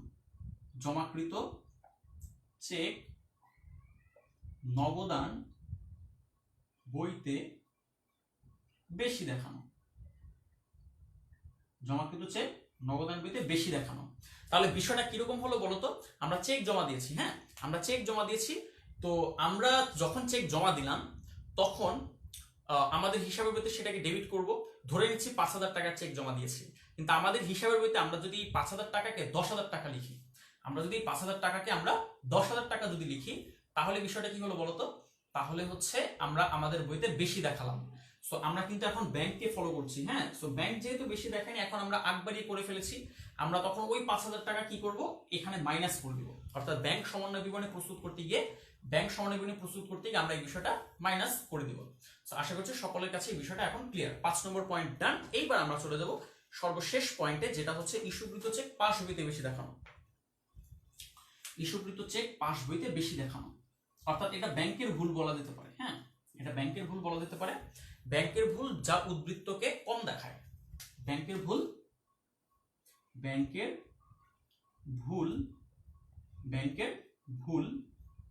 যা উদ্বৃত্তকে কম দেখায়। তাহলে এই বিষয়টা কি হলো বলতো? এই বিষয়টা হচ্ছে ব্যাংক বেশি মাইনাস করেছে আমাদের হিসাব থেকে, কিন্তু আমরা কিন্তু এই পদ্ধতিতে আমরা কিন্তু ব্যাংককে ফলো করছি, রাইট? এই পদ্ধতিতে, অর্থাৎ যখন আমরা এই লাইনটা দিয়ে স্টার্ট করি তখন কিন্তু আমরা ব্যাংককে ফলো করছি। সো ব্যাংক যেহেতু বেশি মাইনাস করেছে, আমরা তখন কি করব বলতো? আমরাও তখন বেশি মাইনাস করব। সো এই জন্য এটাই বলেছি আমি যে ব্যাংকের ভুল যা উদ্বৃত্তকে কম দেখায়। ব্যাংক বেশি মাইনাস করেছে, সো আমাদের এখন এই বিষয়টাকে অ্যাডজাস্ট করতে হবে ব্যাংকের সাপেক্ষে। সো আমরা তাই করলাম বেসিক্যালি। এইটা করার পর, অর্থাৎ এই যে লাইনটা, এর সাথে কিছু আইটেম যোগ হবে, কিছু আইটেম বিয়োগ হবে। যোগ আইটেমগুলো আশা করি সকলেই তুলেছো এবং বিয়োগ আইটেমগুলো আশা করি সকলেই তুলেছো। একটু কমেন্টে আওয়াজ দিতে হবে ইয়েস বলে। হ্যাঁ, কমেন্টে ইয়েস বলে জানাও যে যদি তোমরা এই বিষয়গুলো বুঝে থাকো। না বুঝে থাকলে একটু প্রবলেমটা বলতে হবে যে ঠিক কত নম্বর পয়েন্টটা তোমরা বুঝোনি, ঠিক আগে 4 নম্বর পয়েন্টের মতো করে বুঝিয়ে দিও। হ্যাঁ, তো কমেন্টে আওয়াজ দিতে হবে যে তোমরা সকলে বুঝেছো কিনা। যদি বুঝে থাকো তাহলে কিন্তু আমি এখন এই একক যে পদ্ধতিটা আমি মোটামুটি সামারাইজ করে আবার সকলকে বুঝাতে পারি। সকলে কি বুঝতে পেরেছো? সবাই বুঝতে পেরেছো? আমরা হচ্ছে 6টা করে পয়েন্ট দেখেছি, রাইট? আমরা এখান থেকে যখন স্টার্ট করছি, হ্যাঁ, আমাদের কিছু আইটেম যোগ হচ্ছে এবং কিছু আইটেম বিয়োগ হচ্ছে। সো যোগ আইটেমগুলো বা বিয়োগ আইটেমগুলো মুখস্থ করার কোনো দরকার নেই। আমি হচ্ছে শুধুমাত্র তোমাদের লেখানোর খাতিরে লিখিয়েছি। হ্যাঁ, মুখস্থ করার কোনো দরকার নেই। All you have to do is to remember this 4 lines basically, যে আমরা অ্যাজিউম কোনটা করছি এবং কি করতে হবে আমাদের কখন, যখন আমরা এই লাইনটা দিয়ে স্টার্ট করছি বা এইটার সিমিলার যে লাইনটা ওইটা দিয়ে যখন আমরা স্টার্ট করছি। সো কিছু আইটেম যোগ হবে, কিছু আইটেম বিয়োগ হবে। এইভাবে করে যখন আমরা আলটিমেটলি একটা অ্যান্সার পাবো, সেটাকে আমরা বলবো ব্যাংক বিবরণী অনুযায়ী ব্যাংক উদ্বৃত্ত। সেটাকে আমরা কি বলবো? ব্যাংক বিবরণী অনুযায়ী ব্যাংক উদ্বৃত্ত। আশা করছি সকলে বুঝতে পেরেছো যে এটা দিয়ে যখন আমরা স্টার্ট করব, আলটিমেটলি আমরা যে ব্যালেন্সটা পাবো সেটাকে আমরা যেই নামে আখ্যায়িত করব সেটা হচ্ছে ব্যাংক বিবরণী অনুযায়ী উদ্বৃত্ত। ব্যাংক বিবরণী অনুযায়ী উদ্বৃত্ত। তাহলে এইটা তখন এই ব্যালেন্সটাই হচ্ছে আমাদের জন্য অ্যান্সার। এই ব্যালেন্সটা আমাদের জন্য অ্যান্সার আমাদের একক জের পদ্ধতিতে ব্যাংক সমন্বয় বিবরণীর জন্য। সবার কাছে কি ক্লিয়ার? আমরা স্টার্ট করেছি এটা দিয়ে, আমরা ধরে নিয়েছি তখন যে ব্যাংক সঠিক আমরা ভুল। তো আমাদের কি কি করতে হবে? আমরা ব্যাংককে ফলো করব, আমাদের কাজগুলো উল্টা করে দেব। দেন আমরা কিছু আইটেম যোগ করেছি, কিছু আইটেম বিয়োগ করেছি। তো এই যোগ এবং বিয়োগ করার পরে আলটিমেটলি আমরা যে ব্যালেন্সটা পেয়েছি সেটাকে আমরা বলছি ব্যাংক বিবরণী অনুযায়ী উদ্বৃত্ত। সেটাকে আমরা কি বলছি? সেটাকে আমরা বলছি ব্যাংক বিবরণী অনুযায়ী উদ্বৃত্ত। এই পর্যায়ে আবার একটু কমেন্ট বক্সে পড়ে আসবো, দেখে আসবো যে কার কোনো প্রবলেম আছে কিনা। প্রবলেম থাকলে অবশ্যই কমেন্ট বক্সে জানাতে হবে, ঠিক আছে? যদি না জানাও তাহলে কিন্তু একক জের পদ্ধতি তোমাদের কাছে পরিষ্কার হবে না। সো একটু দেখে আসি কার কোন কোন পয়েন্টে এক্স্যাক্টলি প্রবলেমটা হচ্ছে। আচ্ছা, 2 এবং 6 বুঝতে পারেনি। হ্যাঁ, আমাকে একজন বলেছেন 2 এবং 6 বুঝতে পারেননি। 2 এবং 6, 2 নম্বর পয়েন্টটা আপনি কি বিয়োগের 2 বুঝতে পারেননি নাকি যোগের 2, 6 বুঝতে পারেন? আমাকে একটু বলতে হবে। হ্যাঁ, মোহাম্মদ হৃদয় খান, একটু বলতে হবে আমাকে যে ঠিক কোনটা বুঝনি তুমি। আমাকে কি যোগের আইটেমটা বুঝাতে হবে নাকি বিয়োগের আইটেমটা বুঝাতে হবে 2 এবং 6? হ্যাঁ, আশা করছো তোমার বিয়োগের আইটেমটাতে একটু প্রবলেম আছে, রাইট? 2 এবং 6 বিয়োগের আইটেমে, আশা করছি তোমার বিয়োগের আইটেমেই প্রবলেম রয়েছে এটার। সো এটা একটু দেখছি। 2 এবং 6, 2 নম্বর পয়েন্ট যেটা ছিল, হ্যাঁ 2 নম্বর পয়েন্টটা ছিল চেক বা বিল প্রত্যাখ্যান। 2 নম্বর পয়েন্টটা কি ছিল? 2 নম্বর পয়েন্টটা ছিল চেক অবলিক বিল প্রত্যাখ্যান। তো এই যে চেক অবলিক বিল প্রত্যাখ্যান, এই বিষয়টার মানে কি আসলে? এই বিষয়টার মানে হচ্ছে যে আমরা যখন ব্যাংকে চেক জমা দিই, হ্যাঁ আমরা যখন ব্যাংকে চেক জমা দিই তখন আমরা কি করি? আমাদের হিসাবের বই থেকে সেই পরিমাণ টাকা কি করি? যোগ করে দিই। আমরা সেই পরিমাণ টাকা যোগ করে দিই। কিন্তু ব্যাংক যদি আমাদেরকে এটার টাকা পরিশোধ না করে, তখন কিন্তু আমরা কি করব? আমরা আগে যে কাজটা করেছি আমরা উল্টো করে দিব, ঠিক আছে? অর্থাৎ আগে যেহেতু যোগ করেছি কিন্তু পরে আমাদের রিজেক্ট করে দিয়েছে ব্যাংক কিন্তু তার হিসাবে বা ব্যাংক কিন্তু তার বইতে কিন্তু আমাদের সেই টাকাটা একসেপ্ট করেনি বা সেই টাকাটা বাড়িয়ে দেখায়নি। এখন আমরা কি করব? আমরা সেই কাজটার উল্টো করে দিব, সো 6 নম্বর পয়েন্ট যেটা, সেটা তুমি বলেছো যে ব্যাংকের ভুল, রাইট? ব্যাংক কি করলো? ফর এক্সাম্পল আমরা আমাদের কারেন্ট বিল পরিশোধ করলো 10,000, মানে এটা একটু অবাস্তব একটা বিষয়, তবে হতেও পারে, মানে একেবারে অসম্ভব কিছু নয়। ব্যাংক আমাদের কারেন্ট বিল পরিশোধ করলো 10,000 টাকা। হ্যাঁ, ব্যাংক আমাদের কারেন্ট বিল পরিশোধ করলো 10,000 টাকা, কিন্তু হিসাবের বইতে বাদ দিল 11,000 টাকা। অর্থাৎ পাস বইতে কি করলো? 1,000 টাকা বেশি বাদ দিল। এটাই আমি বলেছি ব্যাংকের ভুল। এই যে 1,000 টাকা বেশি বাদ দেওয়া, হ্যাঁ এর ফলে কি হবে? আমাদের উদ্বৃত্তকে কম দেখানো হবে, কিন্তু যেহেতু আমরা এখানে ব্যাংকেই ফলো করছি এই অঙ্ক অনুযায়ী, সেহেতু আমরা কি করব? ওইটাই কিন্তু করে যাব। আমরা 1,000 টাকা একটু বেশি মাইনাস করব। দেন কি হবে জানো? আমরা যে এখান থেকে স্টার্ট করে এখানে আসতে পারবো। So we will start from here and we will end here. অর্থাৎ ব্যাংক বিবরণী অনুযায়ী উদ্বৃত্ত দিকে আমরা শেষ করে ফেলবো। এই যে এই পর্যন্ত আমি যতগুলো কথাবার্তা বললাম, হ্যাঁ বা এই পর্যন্ত যতগুলো অ্যাজাম্পশন বললাম, এই পর্যন্ত যতগুলো নীতিমালা বললাম, হ্যাঁ সেই সবগুলো নীতিমালায় কিন্তু আবার সেই সবগুলোর নিয়মে কিন্তু আসলে কখন অ্যাপ্লিকেবল হবে জানো? যখন আমি এই লাইনটা দিয়ে স্টার্ট করব, বা এটার সিনোনিমাস যে লাইনটা, অর্থাৎ ব্যাংক বিবরণী অনুযায়ী ব্যাংক জমাতিরিক্ত, এটা দিয়ে যখন স্টার্ট করব তখন কিন্তু আমি এইভাবে কাজ করতে পারবো। হ্যাঁ, বাট হোয়াট ইফ আমার অঙ্কের প্রথম লাইনটা হয় এরকম যে নবদান বই অনুযায়ী ব্যাংক উদ্বৃত্ত না হয়ে এই লাইনটা হলো ব্যাংক বিবরণী অনুযায়ী ব্যাংক উদ্বৃত্ত, তাহলে কিন্তু এই পুরো সেটআপ চেঞ্জ হয়ে যাবে, এই পুরো ফরম্যাট তখন কিন্তু চেঞ্জ হয়ে যাবে। হ্যাঁ, কারণ তখন আমাদের অ্যাজাম্পশন বদলে যাবে যখন এটা দিয়ে আমরা স্টার্ট করব। হ্যাঁ, যখন এটা দিয়ে আমরা স্টার্ট করব, বা এটার সিনোনিমাস যে লাইনটা বা এটার যে আরেকটা লাইন আছে বলেছিলাম এই ক্লাসের শুরুতে, যখন এটা দিয়ে আমরা স্টার্ট করব তখন আমরা ধরে নিব ব্যাংক ভুল আমরা সঠিক।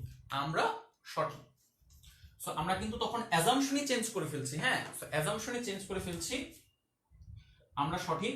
So what to do? So bank will follow আস। আমরা আগে ব্যাংককে ফলো করেছি, এবার ব্যাংক আমাদেরকে ফলো করবে। হ্যাঁ, আমাদের ব্যাংক কোথায় ফলো করবে? আমাদের ব্যাংক সমন্বয় বিবরণীতে ফলো করবে। সো ব্যাংক উইল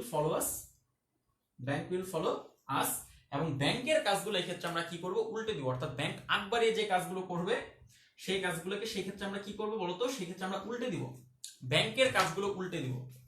সো আমরা কিন্তু এই যে অ্যাজাম্পশন চেঞ্জ করেছি, হ্যাঁ এই যে অ্যাজাম্পশন চেঞ্জ করেছি, যখন আমরা অ্যাজাম্পশন চেঞ্জ করছি বা যখন আমরা এই যে কি করতে হবে এটা যখন আমরা পুরো চেঞ্জ করে ফেলছি, তখন কি হবে জানো? এই যে এখানে আমরা যে বিয়োগ আইটেমগুলো দেখিয়েছি এই পর্যন্ত, সেগুলো চলে যাবে যোগের ঘরে, আর যোগের আইটেমগুলো চলে আসবে বিয়োগের ঘরে। আশা করছি সকলে বুঝতে পারছো। আবার বলছি, এই যে এইখানে আমি যে বিয়োগ আইটেমগুলো দেখিয়েছি 6টা, এগুলো চলে যাবে যোগের ঘরে, আর যোগের আইটেমগুলো চলে আসবে বিয়োগের ঘরে। কখন? যখন আমরা এই লাইনটা দিয়ে স্টার্ট করব, যখন আমরা এই লাইনটা দিয়ে স্টার্ট করব, যেটাকে আমরা বলছি ব্যাংক বিবরণী অনুযায়ী ব্যাংক উদ্বৃত্ত, বা এটার সিনোনিমাস লাইনটা দিয়ে আমরা যখন স্টার্ট করব। সো আশা করছি সকলেই বুঝতে পারছো যে আমরা কোন সিচুয়েশনে কিভাবে আমরা সলভ করব আমাদের ব্যাংক সমন্বয় বিবরণী। একক জের পদ্ধতি একটু পেঁচালো ছিল এই জন্য যে এখানে আমাদের মাথা রাখতে হয় যে কোনটা দিয়ে স্টার্ট করছি, বেসিক্যালি আমরা কোনটা দিয়ে স্টার্ট করছি, দেন কিভাবে আমরা কি করছি, এই বিষয়টা আমাদের একটু মাথা রাখতে হয়। যোগ বিয়োগের ব্যাপারটা একটু পেঁচালো, তো যোগ বিয়োগ সহজে বোঝার জন্য এগুলো মুখস্থ করতে হবে না।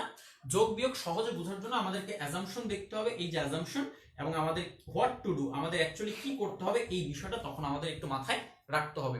সো এগেইন আমি যদি আমাদের তোমাকে আরেকটু সহজ করে বলি, আমরা যেটা দিয়ে স্টার্ট করি, যেই বইয়ের বিবরণী দিয়ে স্টার্ট করি বা যেই বইয়ের দিয়ে স্টার্ট করি, আমরা ধরে নিই সেটা ভুল, আমরা বা অন্যটা সঠিক, হ্যাঁ, দেন যেটা সঠিক সেটাকে ফলো করব। এইভাবে হচ্ছে আমরা কি করব, একক জের পদ্ধতিতে আমরা ব্যাংক সমন্বয় বিবরণী সলভ করব।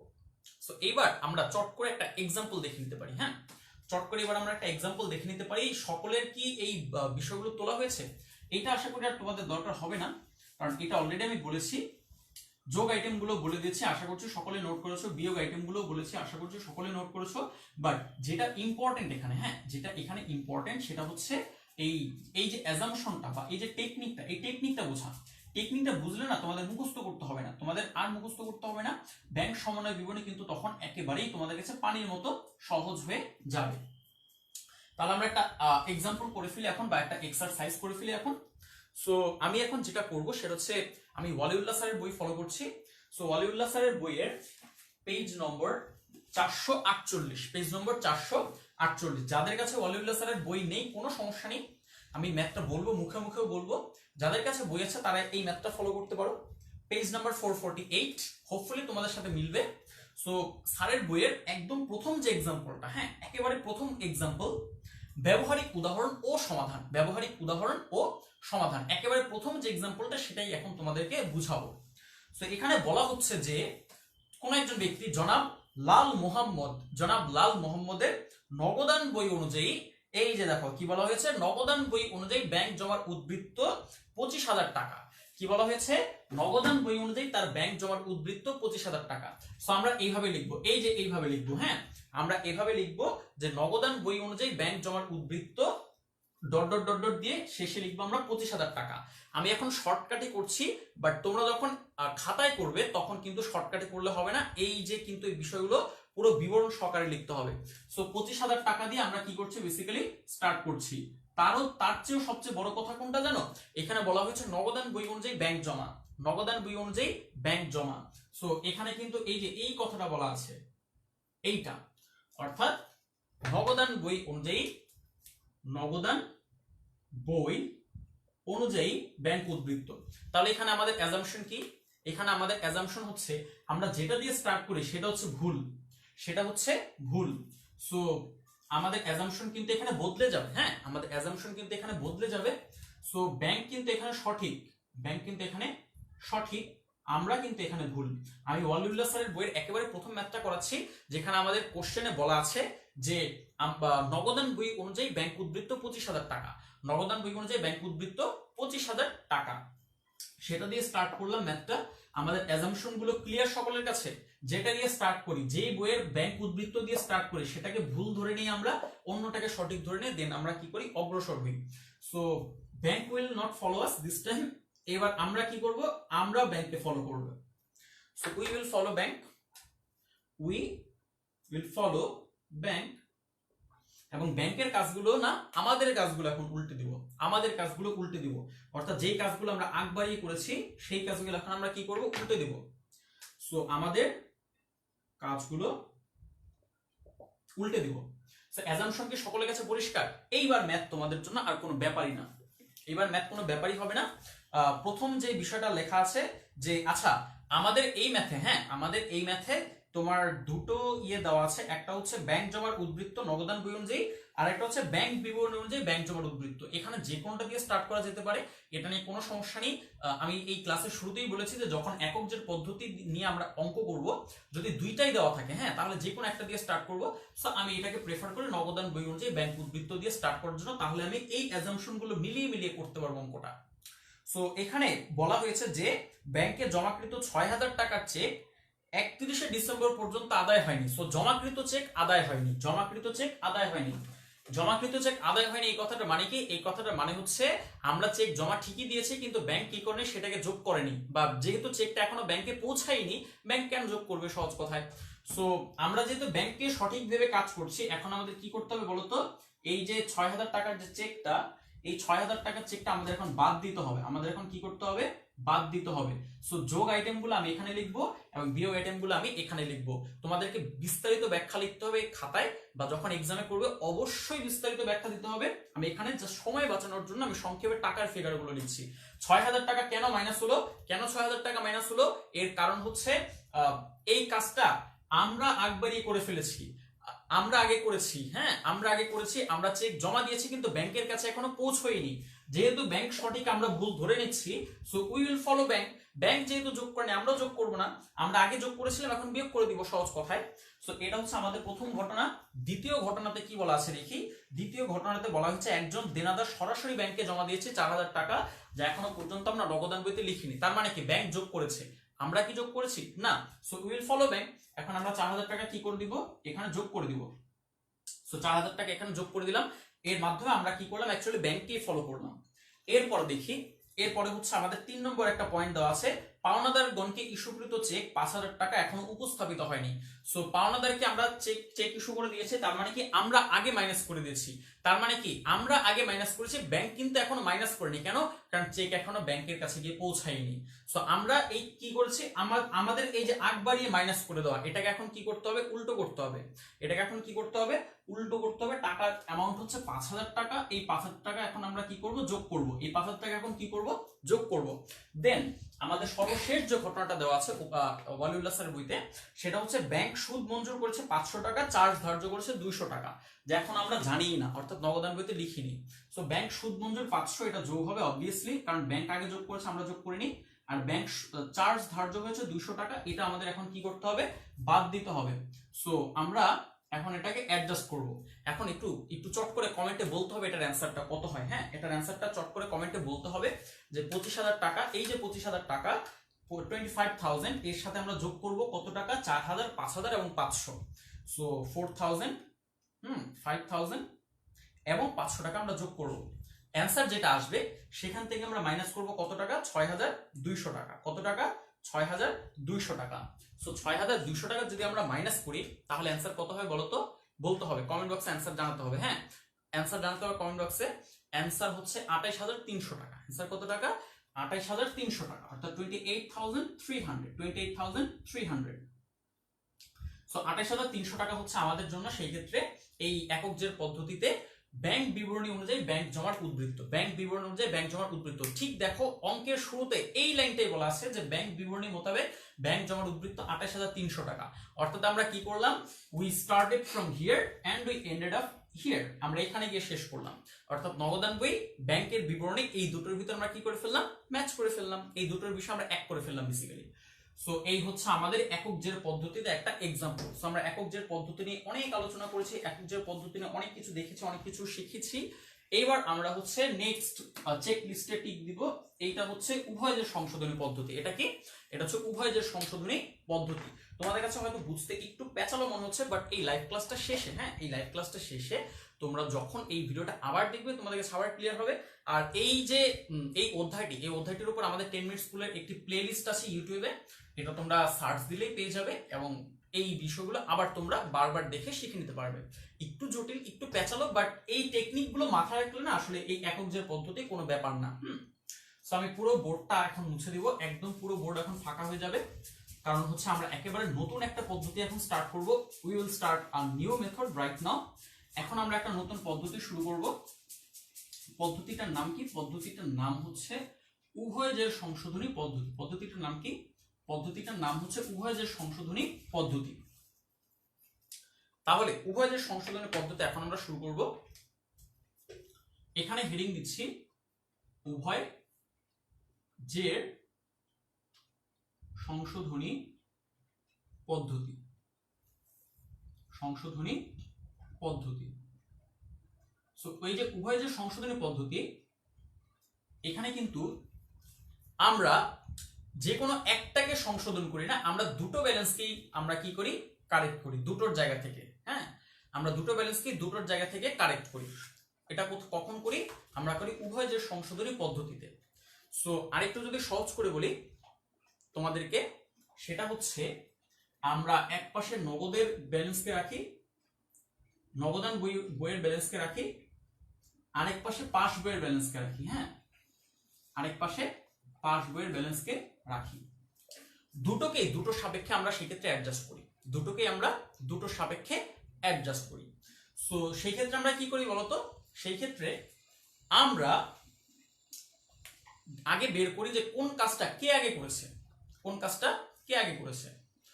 ধরো কোন একটা ঘটনা, কোন একটা আর্থিক লেনদেন বা ঘটনা আমরা আগে করেছি, ব্যাংক পরে করেছে, সেই ক্ষেত্রে কি হবে না, ব্যাংক আমাদেরকে ফলো করবে। এটা হচ্ছে একটা শর্টকাট টেকনিক। সো উভয় যে সংশোধনের পদ্ধতির ক্ষেত্রে শর্টকাট টেকনিকটা হলো প্রথমে বের করা একটা কাজ, একটা আর্থিক ঘটনা কে আগে করেছে, এই টেকনিকটা খুবই কাজে দেয়, উভয় যে সংশোধনের পদ্ধতি খুবই কাজে দেয়। কারণ আমরা কি করি, আমরা যেহেতু দুটো বইয়ের ব্যালেন্সকে কারেক্ট করার চেষ্টা করছি, আমরা আগে দেখি যে একটা কাজ কে আগে করেছে। কিছু কাজ দেখা যায় আমরা আগে করি, কিছু কাজ দেখা যায় ব্যাংক আগে করে। ফর এক্সাম্পল, ব্যাংক সুদ মঞ্জুর, এটা কে আগে করেছে, ব্যাংক আগে করেছে অবভিয়াসলি। আমরা তখন কি করব, ব্যাংককে ফলো করব। ব্যাংক যেহেতু যোগ করেছে, আমরা তখন কি করব, যোগ করে দিব। অর্থাৎ আমাদের প্রথম কাজ হচ্ছে কোন একটা ঘটনা কে আগে করেছে সেটা নির্ণয় করা, সেটা নির্ধারণ করা। দেন যে পরে করেছে সে তাকে ফলো করবে, যে পরে কাজটা করেছে সে আগের বইকে ফলো করবে। শুধু এই দুটো লাইন যদি তোমরা একটু বুঝতে পারো, তাহলেই কিন্তু আসলে উভয় যে সংশোধনী পদ্ধতি কিচ্ছু না, তোমাদের কাছে কিচ্ছু না। এই দুটো লাইন দিয়ে আসলে আমরা উভয় যে সংশোধনী পদ্ধতি এক কথায় শেষ করে দিতে পারি। তাহলে কে আগে করেছে বের করতে হবে। আমরা প্রথমেই বের করবো আমাদের কোন একটা আর্থিক ঘটনা আমরা আগে করেছে নাকি হচ্ছে পাস বই আগে করেছে।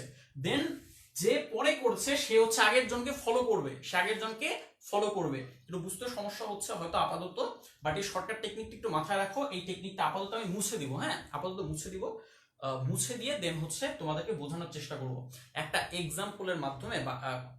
আশা করছি সকলের কাছে বোঝানো সম্ভব হবে। সেই ক্ষেত্রে আমাদেরকে আগে একটু নিয়মটা বুঝতে হবে। আশা করছি শর্টকাট টেকনিকটা সকলে তুলেছো, রাইট? সকলে তুলেছো। আর কে আগে করেছে দেখতে হবে, দেন হচ্ছে যে পরে করেছে সে আগের জনকে ফলো করবে।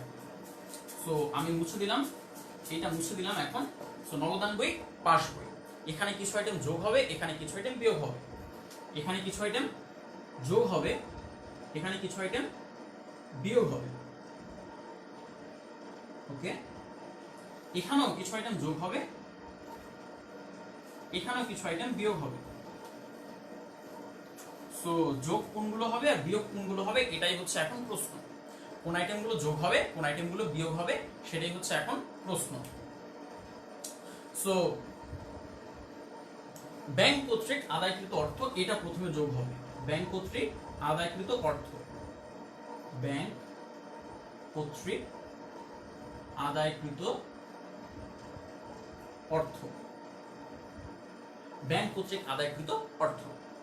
দেন যেটা যোগ হবে সেটা হচ্ছে ব্যাংক সুদ মঞ্জুর, ব্যাংক সুদ মঞ্জুর। এরপরে যেটা যোগ হবে সেটা হচ্ছে আমাদের নগদান বইয়ের ভুল, যার ফলে আমাদের আমাদের ব্যালেন্সকে কম দেখানো হয়েছে, আমাদের ভুল যা আমাদের হিসাবকে কি করেছে বলতো, কম দেখিয়েছে, আমাদের ব্যালেন্সকে কম দেখিয়েছে আমাদের হিসাবের বইতে। যেহেতু কম দেখিয়েছে এখন সেগুলো মাইনাস করে দিব, যোগ করে দিব। তাহলে এইখান থেকে 1 এবং 2 তোমরা নিজেরাই একটু নিজেকে প্রশ্ন করো তো, এই 1 এবং 2 নিয়ে আমি বলেছিলাম উভয় যে সংশোধনের পদ্ধতিতে আমাদেরকে একটা শর্টকাট টেকনিক মাথায় রাখতে হবে। সেটা হচ্ছে কোন একটা আর্থিক ঘটনা কে আগে করেছে সেটা আগে দেখতে হবে, ঠিক আছে? তারপর যে পরে করেছে সে আগের জনকে ফলো করবে। ব্যাংক সুদ মঞ্জুর, এটা কে করেছে? ব্যাংক আগে করেছে। ব্যাংক কি করেছে? যোগ করেছে। আমরা কি এখনো যোগ করেছি না, তার মানে আমরা যোগ করে দিব। ব্যাংক কর্তৃক আদায়কৃত অর্থ, ব্যাংক এটা এই কাজটা কে আগে করেছে, কে আদায় করেছে আগে? ব্যাংক আদায় করেছে। আমরা কি এখন আদায় করেছি? না, এখন আমরা আদায় করিনি। সো আমরা কি করবো এখন? ব্যাংককে ফলো করবো এবং সেই জন্য আমরা এটাকে যোগ করে দিব। অন দা আদার হ্যান্ড 3 নম্বর যে ঘটনাটা, এটা আমাদের একটা ভুল, যার ফলে কি হয়েছিল, আমাদের হিসাবের বইয়ের ব্যালেন্স আগে কম দেখিয়েছিলাম, এখন কি করব, বেশি দেখাবো। ফর এক্সাম্পল, আমরা কি করেছি, আমরা হচ্ছে 10,000 টাকার একটা চেক পেয়ে এটাকে 8,000 টাকা লিখেছি। হ্যাঁ, 8,000 টাকা লিখেছি, অর্থাৎ 2,000 টাকা আমাদের বইতে আমরা কম দেখিয়েছি। এখন কি করতে হবে, এটাকে বেশি দেখিয়ে দিতে হবে, অর্থাৎ ব্যাংককে এখন ফলো করবো আমরা, সহজ কথায়। ঠিক আছে? সো যোগ আইটেমগুলো সকলের কাছে আশা করি পরিষ্কার। যোগ আইটেমের পরে, এই যোগ আইটেমগুলোর পরে এখন আমাদের বুঝতে হবে বিয়োগ আইটেমগুলো। সো বিয়োগ আইটেমগুলোর ক্ষেত্রে প্রথম যে আইটেমটা চলে আসবে, প্রথম যে আইটেমটা সেটা হচ্ছে প্রত্যাখ্যাত চেক, অর্থাৎ চেক অমর্যাদাকৃত হওয়া। প্রত্যাখ্যাত চেক, এই প্রত্যাখ্যাত চেক, নিজেকে প্রশ্ন করো, এই কাজটা কে আগে করে? আমরা আগে করি নাকি ব্যাংক আগে করে? প্রত্যাখ্যানের কাজটা কে আগে করে? ব্যাংক আগে করে। অর্থাৎ ব্যাংক কি করে, সেটাকে যোগ করে না, সেটাকে যোগ করে না, কিন্তু আমরা তো আগে যোগ করে দিয়েছি। এখন কি করতে হবে? মাইনাস করতে হবে। আমরা আগে যোগ করে দিয়েছি, ব্যাংক কিন্তু এখনো যোগই করেনি। কেন? ব্যাংক চেকটা গ্রহণই করেনি। তাহলে এখন আমাদের কি করতে হবে? আগে যেহেতু যোগ করে দিয়েছে, এখন এটাকে আমাদের মাইনাস করে দিতে হবে, বা এই বিষয়টাকে আমাদের এখন ঘুরিয়ে দিতে হবে। দেন আমরা যে ঘটনাটা দেখাবো, অর্থাৎ বিয়োগ পাশে এখানে যে ঘটনাটা দেখাবো, সেটা হচ্ছে ব্যাংক চার্জ। সেটা কি বলতো? সেটা ব্যাংক চার্জ। এখন আমাকে এই প্রশ্নের উত্তরটা দাও, এই শর্টকাট টেকনিক যেটা বলেছিলাম, এখান থেকে আমাকে উত্তর দিতে হবে। ব্যাংক চার্জ, এটাকে আমরা আগে চার্জ করি নাকি ব্যাংক আগে চার্জ করে? নাম থেকে বোঝা যায় এই কাজটাকে ব্যাংক করে, সো উইল ফলো ব্যাংক। কারণ এই উভয় যে সংশোধনী পদ্ধতি, শর্টকাট টেকনিকই আমি বলেছি যে একটা কাজ যে আগে করে আমরা তাকে কি করব? ফলো করব। তাহলে সে যেহেতু বিয়োগ করেছে, আমরা এখন তাকে বিয়োগ করব। সে আগে করেছে, আমরা হয়তো পরে করেছি, বাট তাকে আমরা কি করব? ফলো করব। ওকে। আর হচ্ছে 3 নম্বর যে ব্যাপারটা হতে পারে, 3 নম্বর যে ব্যাপারটা, সেটা হচ্ছে এটা আমাদের ভুল, যা আমাদের ভুল, আমাদের নগদান বইয়ের ভুল, বেসিক্যালি আমাদের ভুল, যার ফলে কি করেছিলাম বলতো? যার ফলে আমাদের বইয়ের ব্যালেন্স বেশি দেখিয়েছিলাম।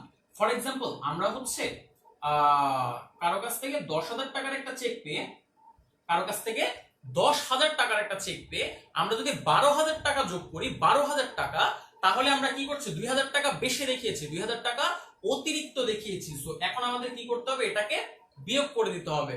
সো এই হচ্ছে আমাদের নগদান বইয়ের যোগ পাশের এবং বিয়োগ পাশের আইটেমগুলো।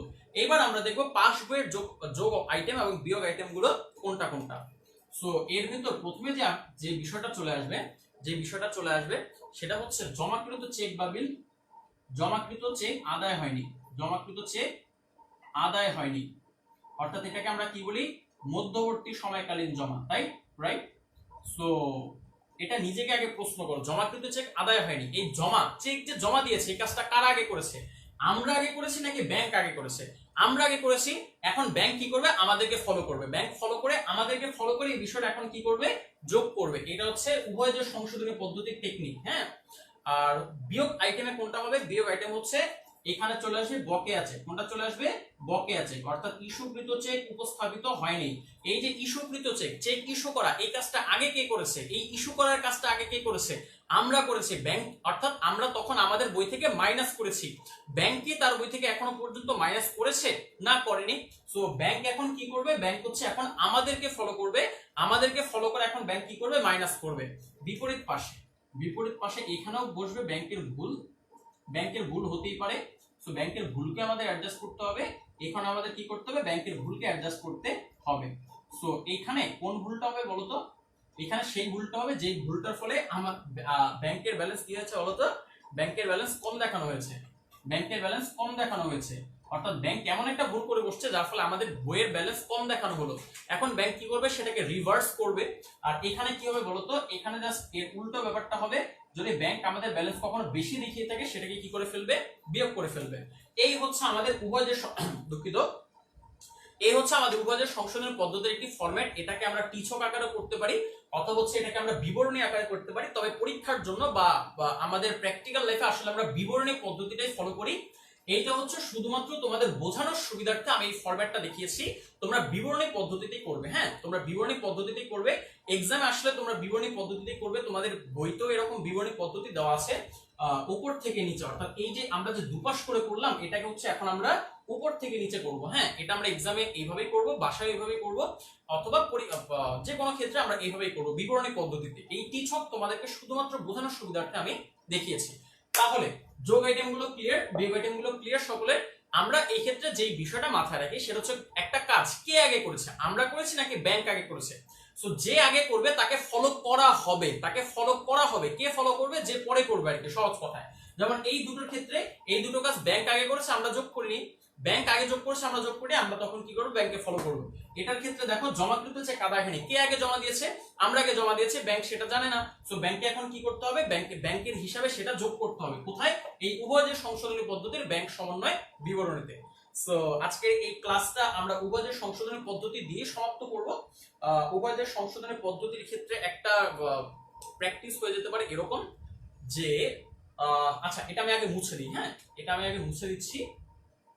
ফরম্যাটটা কি সকলের কাছে ক্লিয়ার, ফরম্যাটটা কি সকলের কাছে ক্লিয়ার? যদি ফরম্যাট সকলের কাছে ক্লিয়ার থাকে তাহলে আমরা এখন ছোট্ট একটা এক্সারসাইজ করে ফেলতে পারি, ছোট্ট একটা এক্সারসাইজ। এই এক্সারসাইজটা করার পরে তাহলেই আমাদের আজকের এই ক্লাসের সমাপ্তি ঘটবে। কারো কি কোনো প্রশ্ন আছে অবশ্যই কমেন্ট বক্সে জানাও। অনেকক্ষণ ধরে কমেন্ট পড়া হচ্ছে না, অনেকক্ষণ ধরে আমি কমেন্ট করছি না, একটু বলতে হবে কমেন্ট বক্সে যে ভাইয়া বুঝতে পেরেছি, যদি আওয়াজ দাও তাহলে হচ্ছে আমি একটা এক্সারসাইজে যেতে পারবো। একটু কমেন্টটা পড়ে আসি, দেখি কেউ কি ঘুমিয়ে গেলে কিনা। আচ্ছা নগদান 3 যোগ বুঝে নেই, নগদান 3 যোগ বলতে কোনটা বুঝিয়েছেন আপনি, আমি ঠিক বুঝতে পারিনি। এই যে আমাদের ভুল যেটা কম দেখিয়েছে, আপনি কি এটা বলছেন আমাদের বই আমাদের ভুল কম দেখিয়েছে? ফর এক্সাম্পল আমরা হচ্ছে এই যে যদি আপনি এটা বুঝতে চেয়ে থাকেন আমার কাছে, তাহলে আমি একটু ট্রাই করছি। আমাদের ভুল কম দেখিয়েছে এর মানে হচ্ছে যে আমরা ফর এক্সাম্পল 10,000 টাকার একটা চেক কারো কাছ থেকে পেয়েছি। হ্যাঁ 10,000 টাকার একটা চেক কারো কাছ থেকে পেয়েছি, তাহলে আমাদের বইতে ডেবিট করার কথা কত, 10,000 টাকা, রাইট?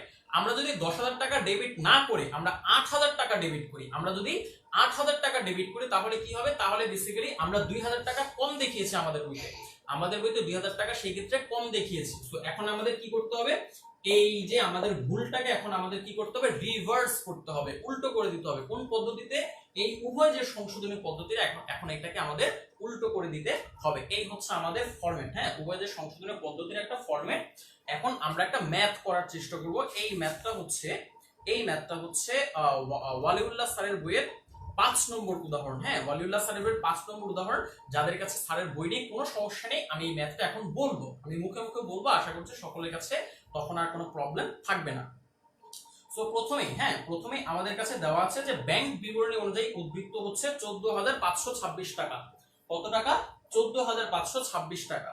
সো এই যে এইখানে ব্যাংক বিবরণী অনুযায়ী উদ্বৃত্ত কত টাকা দেওয়া আছে, 14,526 টাকা, 14,526 টাকা। হ্যাঁ এবং এবং নগদান বই অনুযায়ী উদ্বৃত্ত দেওয়া হচ্ছে 14,380 টাকা। কত টাকা, 14,380 টাকা। তাহলে এইখানে আমরা কত টাকা দিয়ে স্টার্ট করছি, বেসিক্যালি 14,380 টাকা। এই যে আমি লিখছি 14,380। হ্যাঁ তাহলে এখন আমরা একটু সামনে আগে, আমাদের প্রথম যে ইয়েটা দেওয়া আছে সেটা হচ্ছে ব্যাংক চার্জ ধার্য করেছে যা নগদান বইতে লেখা হয়নি। সো এই ব্যাংক চার্জের ব্যাপারটা আগে কে করেছে, আগে ব্যাংক করেছে, ব্যাংক কি করেছে, আগে মাইনাস করেছে। তার মানে এখন কি করব, আমরা ব্যাংককে ফলো করব, আমরা এখন 70 টাকা মাইনাস করব এই যে ব্যাংক চার্জ। হ্যাঁ এই যে ব্যাংক চার্জ নামে এই যে 70 টাকা, এটা এখন আমরা কি করব, আমি নামটা মুছে দিয়ে জাস্ট টাকার ফিগারটা লিখবো। আশা করছি সকলে সেক্ষেত্রে বুঝতে পারবে যে আমি এই 70 টাকা বেসিক্যালি কি বাবদ লিখেছি। হ্যাঁ সো 70 টাকা আমি কি করলাম, আমার বই থেকে মাইনাস করলাম। এরপরে বলা আছে যে জমাকৃত চেক আদায় হয়নি। জমাকৃত চেক আদায় হয়নি কোথায় বসবে, এই যেখানে বসবে। কেন বসবে অলরেডি বলে ফেলেছি, এটার রিজন 3,000 টাকা। সো আমি এখন এইটাকে মুছে দিয়ে এখন আমি 3,000 টাকা লিখবো। সো এই যে এইটাকে মুছে দিলাম, এখন আমি কত টাকা লিখবো, 3,000 টাকা লিখবো। 3,000 যোগের আইটেমে বসবে 3,000। এরপরে হচ্ছে বকেয়া চেক সমূহ মানে কি, ইস্যুকৃত চেক উপস্থাপিত হয়নি। কে আগে ইস্যু করেছে, আমরা আগে ইস্যু করেছি। তার মানে কি ব্যাংক মাইনাস করেছে না। সো এখন ইস্যুকৃত চেকের যে ব্যাপারটা মানে বকেয়া চেকের ব্যাপারটা, এটা হচ্ছে ব্যাংকের হিসাব থেকে কি হবে, এখন মাইনাস হবে। সো 1,544 টাকা, এই যে এখান থেকে আমরা কি করব, মাইনাস করব 1,544 টাকা। এটাকে মুছে দিলাম, 1544 টাকা এখন আমরা কি করব, মাইনাস করব 1544, অর্থাৎ বকেয়া চেক সহজ কথায় ইস্যুকৃত চেক উপস্থাপিত হয়নি। সো বকেয়া চেক মাইনাস করলাম। এখন হচ্ছে ব্যাংক হচ্ছে প্রাপ্য নোট আদায় করেছে, অর্থাৎ ব্যাংক কর্তৃক সরাসরি আদায়। এই কাজটা কি আগে করেছে, ব্যাংক আগে করেছে। ব্যাংক কি করেছে, যোগ করেছে। আমরা কি এটা যোগ করেছি, করিনি। সো অর্থাৎ আমাদের নগদান বইতে এখন কি করতে হবে, 1672 টাকা এখন আমাদের কি করতে হবে, যোগ করতে হবে আমাদের বইতে। আমাদের বইতে এখন 1672 টাকা যোগ করতে হবে। তো এখানে এখন আমি 1672 টাকা লিখবো, 1672 টাকা। ওকে, সো এই যে এক্সট্রা যে তথ্যগুলো, এগুলো এখন আমাদের দরকার হবে না। এই তথ্যগুলো আমি মুছে দিচ্ছি। হ্যাঁ, এই তথ্যগুলো অলরেডি আমি বলেছি, বেসিক্যালি ফরম্যাটে বলেছি। এখন আমাদের কি করতে হবে, এখন জাস্ট আমাদের একটু যোগ বিয়োগ করে দেখতে হবে যে উভয় পাশ সমান হয় কিনা। একটু বলো তো উভয় পাশের যোগফল সমান হয় কিনা। সো আমাদের এই পাশে 14380 টাকা, এর সাথে যোগ হবে 1672 এবং বিয়োগ হবে এখান থেকে 70 টাকা। এখানে অ্যানসার কত আসে বলো, এখানে অ্যানসার কত আসে এটা আমাকে একটু বলো কাইন্ডলি। এবং ওইখানে অ্যানসার কত আসে, ওইখানেও কিন্তু আমাদের যোগ পাশে একটাই যোগ আইটেম রয়েছে, বেসিক্যালি একটাই যোগ আইটেম, বিয়োগ আইটেম রয়েছে একটাই। এখন আমাকে অ্যাডজাস্ট করে বলো যে অ্যানসার কত আসে, দুই পাশের অ্যানসার কত আসে, দুই পাশের অ্যানসার কত আসে সেটা আমাকে একটু জানাতে হবে। সো আমি যদি এখন তোমাদের সাথে ক্যালকুলেট করি, সেটা হচ্ছে এখানে 14380, 14380 এর সাথে যোগ করব, এর সাথে যোগ করব 1672 টাকা, এর সাথে যোগ করব 1672 টাকা, আর এখান থেকে বিয়োগ করব 70 টাকা। তাহলে অ্যানসার কত হয়, অ্যানসার কত হয় কমেন্টে জানাতে হবে। হ্যাঁ, 15982 টাকা। কত টাকা, 15982 টাকা। এখন আমাদের অঙ্কগুলো সঠিক হয়েছে নাকি ভুল হয়েছে এটা বোঝার উপায় কি, এটা বোঝার উপায় হচ্ছে এখানে যদি 15982 টাকা হয়, ঠিক আছে, এখানে যদি 15982 টাকা হয়, এইখানেও একই টাকার অ্যামাউন্ট হতে হবে। সো একটু দেখি, টেস্ট করে দেখি তাই হয় কিনা। সো 14526, 14526 এর সাথে যোগ করব আমরা 3000 টাকা, এর সাথে 3000 টাকা যোগ করব এবং বিয়োগ করব 1544 টাকা। অ্যানসার কত আসে, অ্যানসার আসে 15982 টাকা, 15982 টাকা। এর মানে কি, এর মানে হচ্ছে দুই পাশ সমান হয়ে গেল। আর দুই পাশ সমান হওয়া মানেই হচ্ছে এইটা রেওয়ামিলের মতো না যে দুই পাশ সমান হওয়া মানেই বলা যাবে না যে ভুল নেই, ঠিক আছে। ব্যাংক সমন্বয় বিবরণের উভয় যে সংশোধনী পদ্ধতিতে অবশ্যই দুই পাশ কি হতে হবে, সমান হতে হবে। আমি এখানে সময় বাঁচানোর জন্য সংক্ষেপে লিখেছি, বাট যখন তোমরা এক্সামে করবে বা পরীক্ষার খাতায় করবে, তখন কিন্তু এই বিষয়গুলোকে টিচকে না করে তোমরা বিবরণী পদ্ধতিতে করবে। এবং এর আগে কিন্তু কথা লিখতে হবে, ব্যাখ্যাগুলো কিন্তু লিখতে হবে, বিবরণ টাকা টাকা, এই ফরম্যাটটা ফলো করে আমাদেরকে কিন্তু টাকার ফিগারটা লিখতে হবে, তবে কনসেপ্ট বুঝতে হবে। হ্যাঁ, সো আমাদের উভয়ের সংশোধনের পদ্ধতিও ডান, আমাদের প্র্যাকটিসও ডান। জাস্ট হচ্ছে একটু একটা জেন্টাল রিমাইন্ডার, সেটা হচ্ছে একক জের পদ্ধতিতে আমরা যে কোনো একটা ব্যালেন্সকে সংশোধন করি, উভয় জের সংশোধনের পদ্ধতিতে আমরা দুটোকেই দুটো সাপেক্ষে আমরা কি করি, সংশোধন করি। শর্টকাট টেকনিক গুলো মাথায় রাখো, ফরম্যাট মুখস্থ করার কোনো দরকার নেই, ফরম্যাট মুখস্থ করার, জাস্ট শর্টকাট টেকনিক গুলো একটু মাথায় রাখলে এই ব্যাংক সমন্বয় বিবরণী তোমাদের জন্য কিছুই না। বিলিভ মি, এই ভিডিওটা আরেকবার দেখো, যদি না বুঝো আবার শুরু থেকে দেখো, আশা করছি সকলের প্রবলেম গুলো আর থাকবে না। আর আজকের এই ক্লাসটা এখানেই সমাপ্ত হলো। So thank you so much সবাইকে এত সময় ধরে ধৈর্য সহকারে ভিডিওটি দেখার জন্য। আশা করছি তোমাদের নতুন কিছু শেখাতে পেরেছি, আমিও নতুন কিছু শিখেছি। আর হ্যাঁ, আজকের এই ক্লাসটি supported by good luck stationery creating success. So তাদের জন্য অসংখ্য ধন্যবাদ। রবি 10 মিনিট স্কুল কর্তৃক আয়োজিত আজকের এই লাইভ ক্লাসে আমি আজকের মতো বিদায় নিচ্ছি। তবে আজ চলে যাচ্ছি কিন্তু যাচ্ছি না, আবার কোনো একটি ক্লাসে তোমাদের সাথে আবার দেখা হবে, কথা হবে, হিসাব বিজ্ঞান নিয়ে আড্ডা হবে। সেই পর্যন্ত সবাই সুস্থ থাকবে, সুন্দর থাকবে, আর অবশ্যই নেভার স্টপ লার্নিং। 10 মিনিট স্কুলের সাথেই থাকবে, কখনোই পড়াশোনা থামিও না। All the best, never stop learning, tata.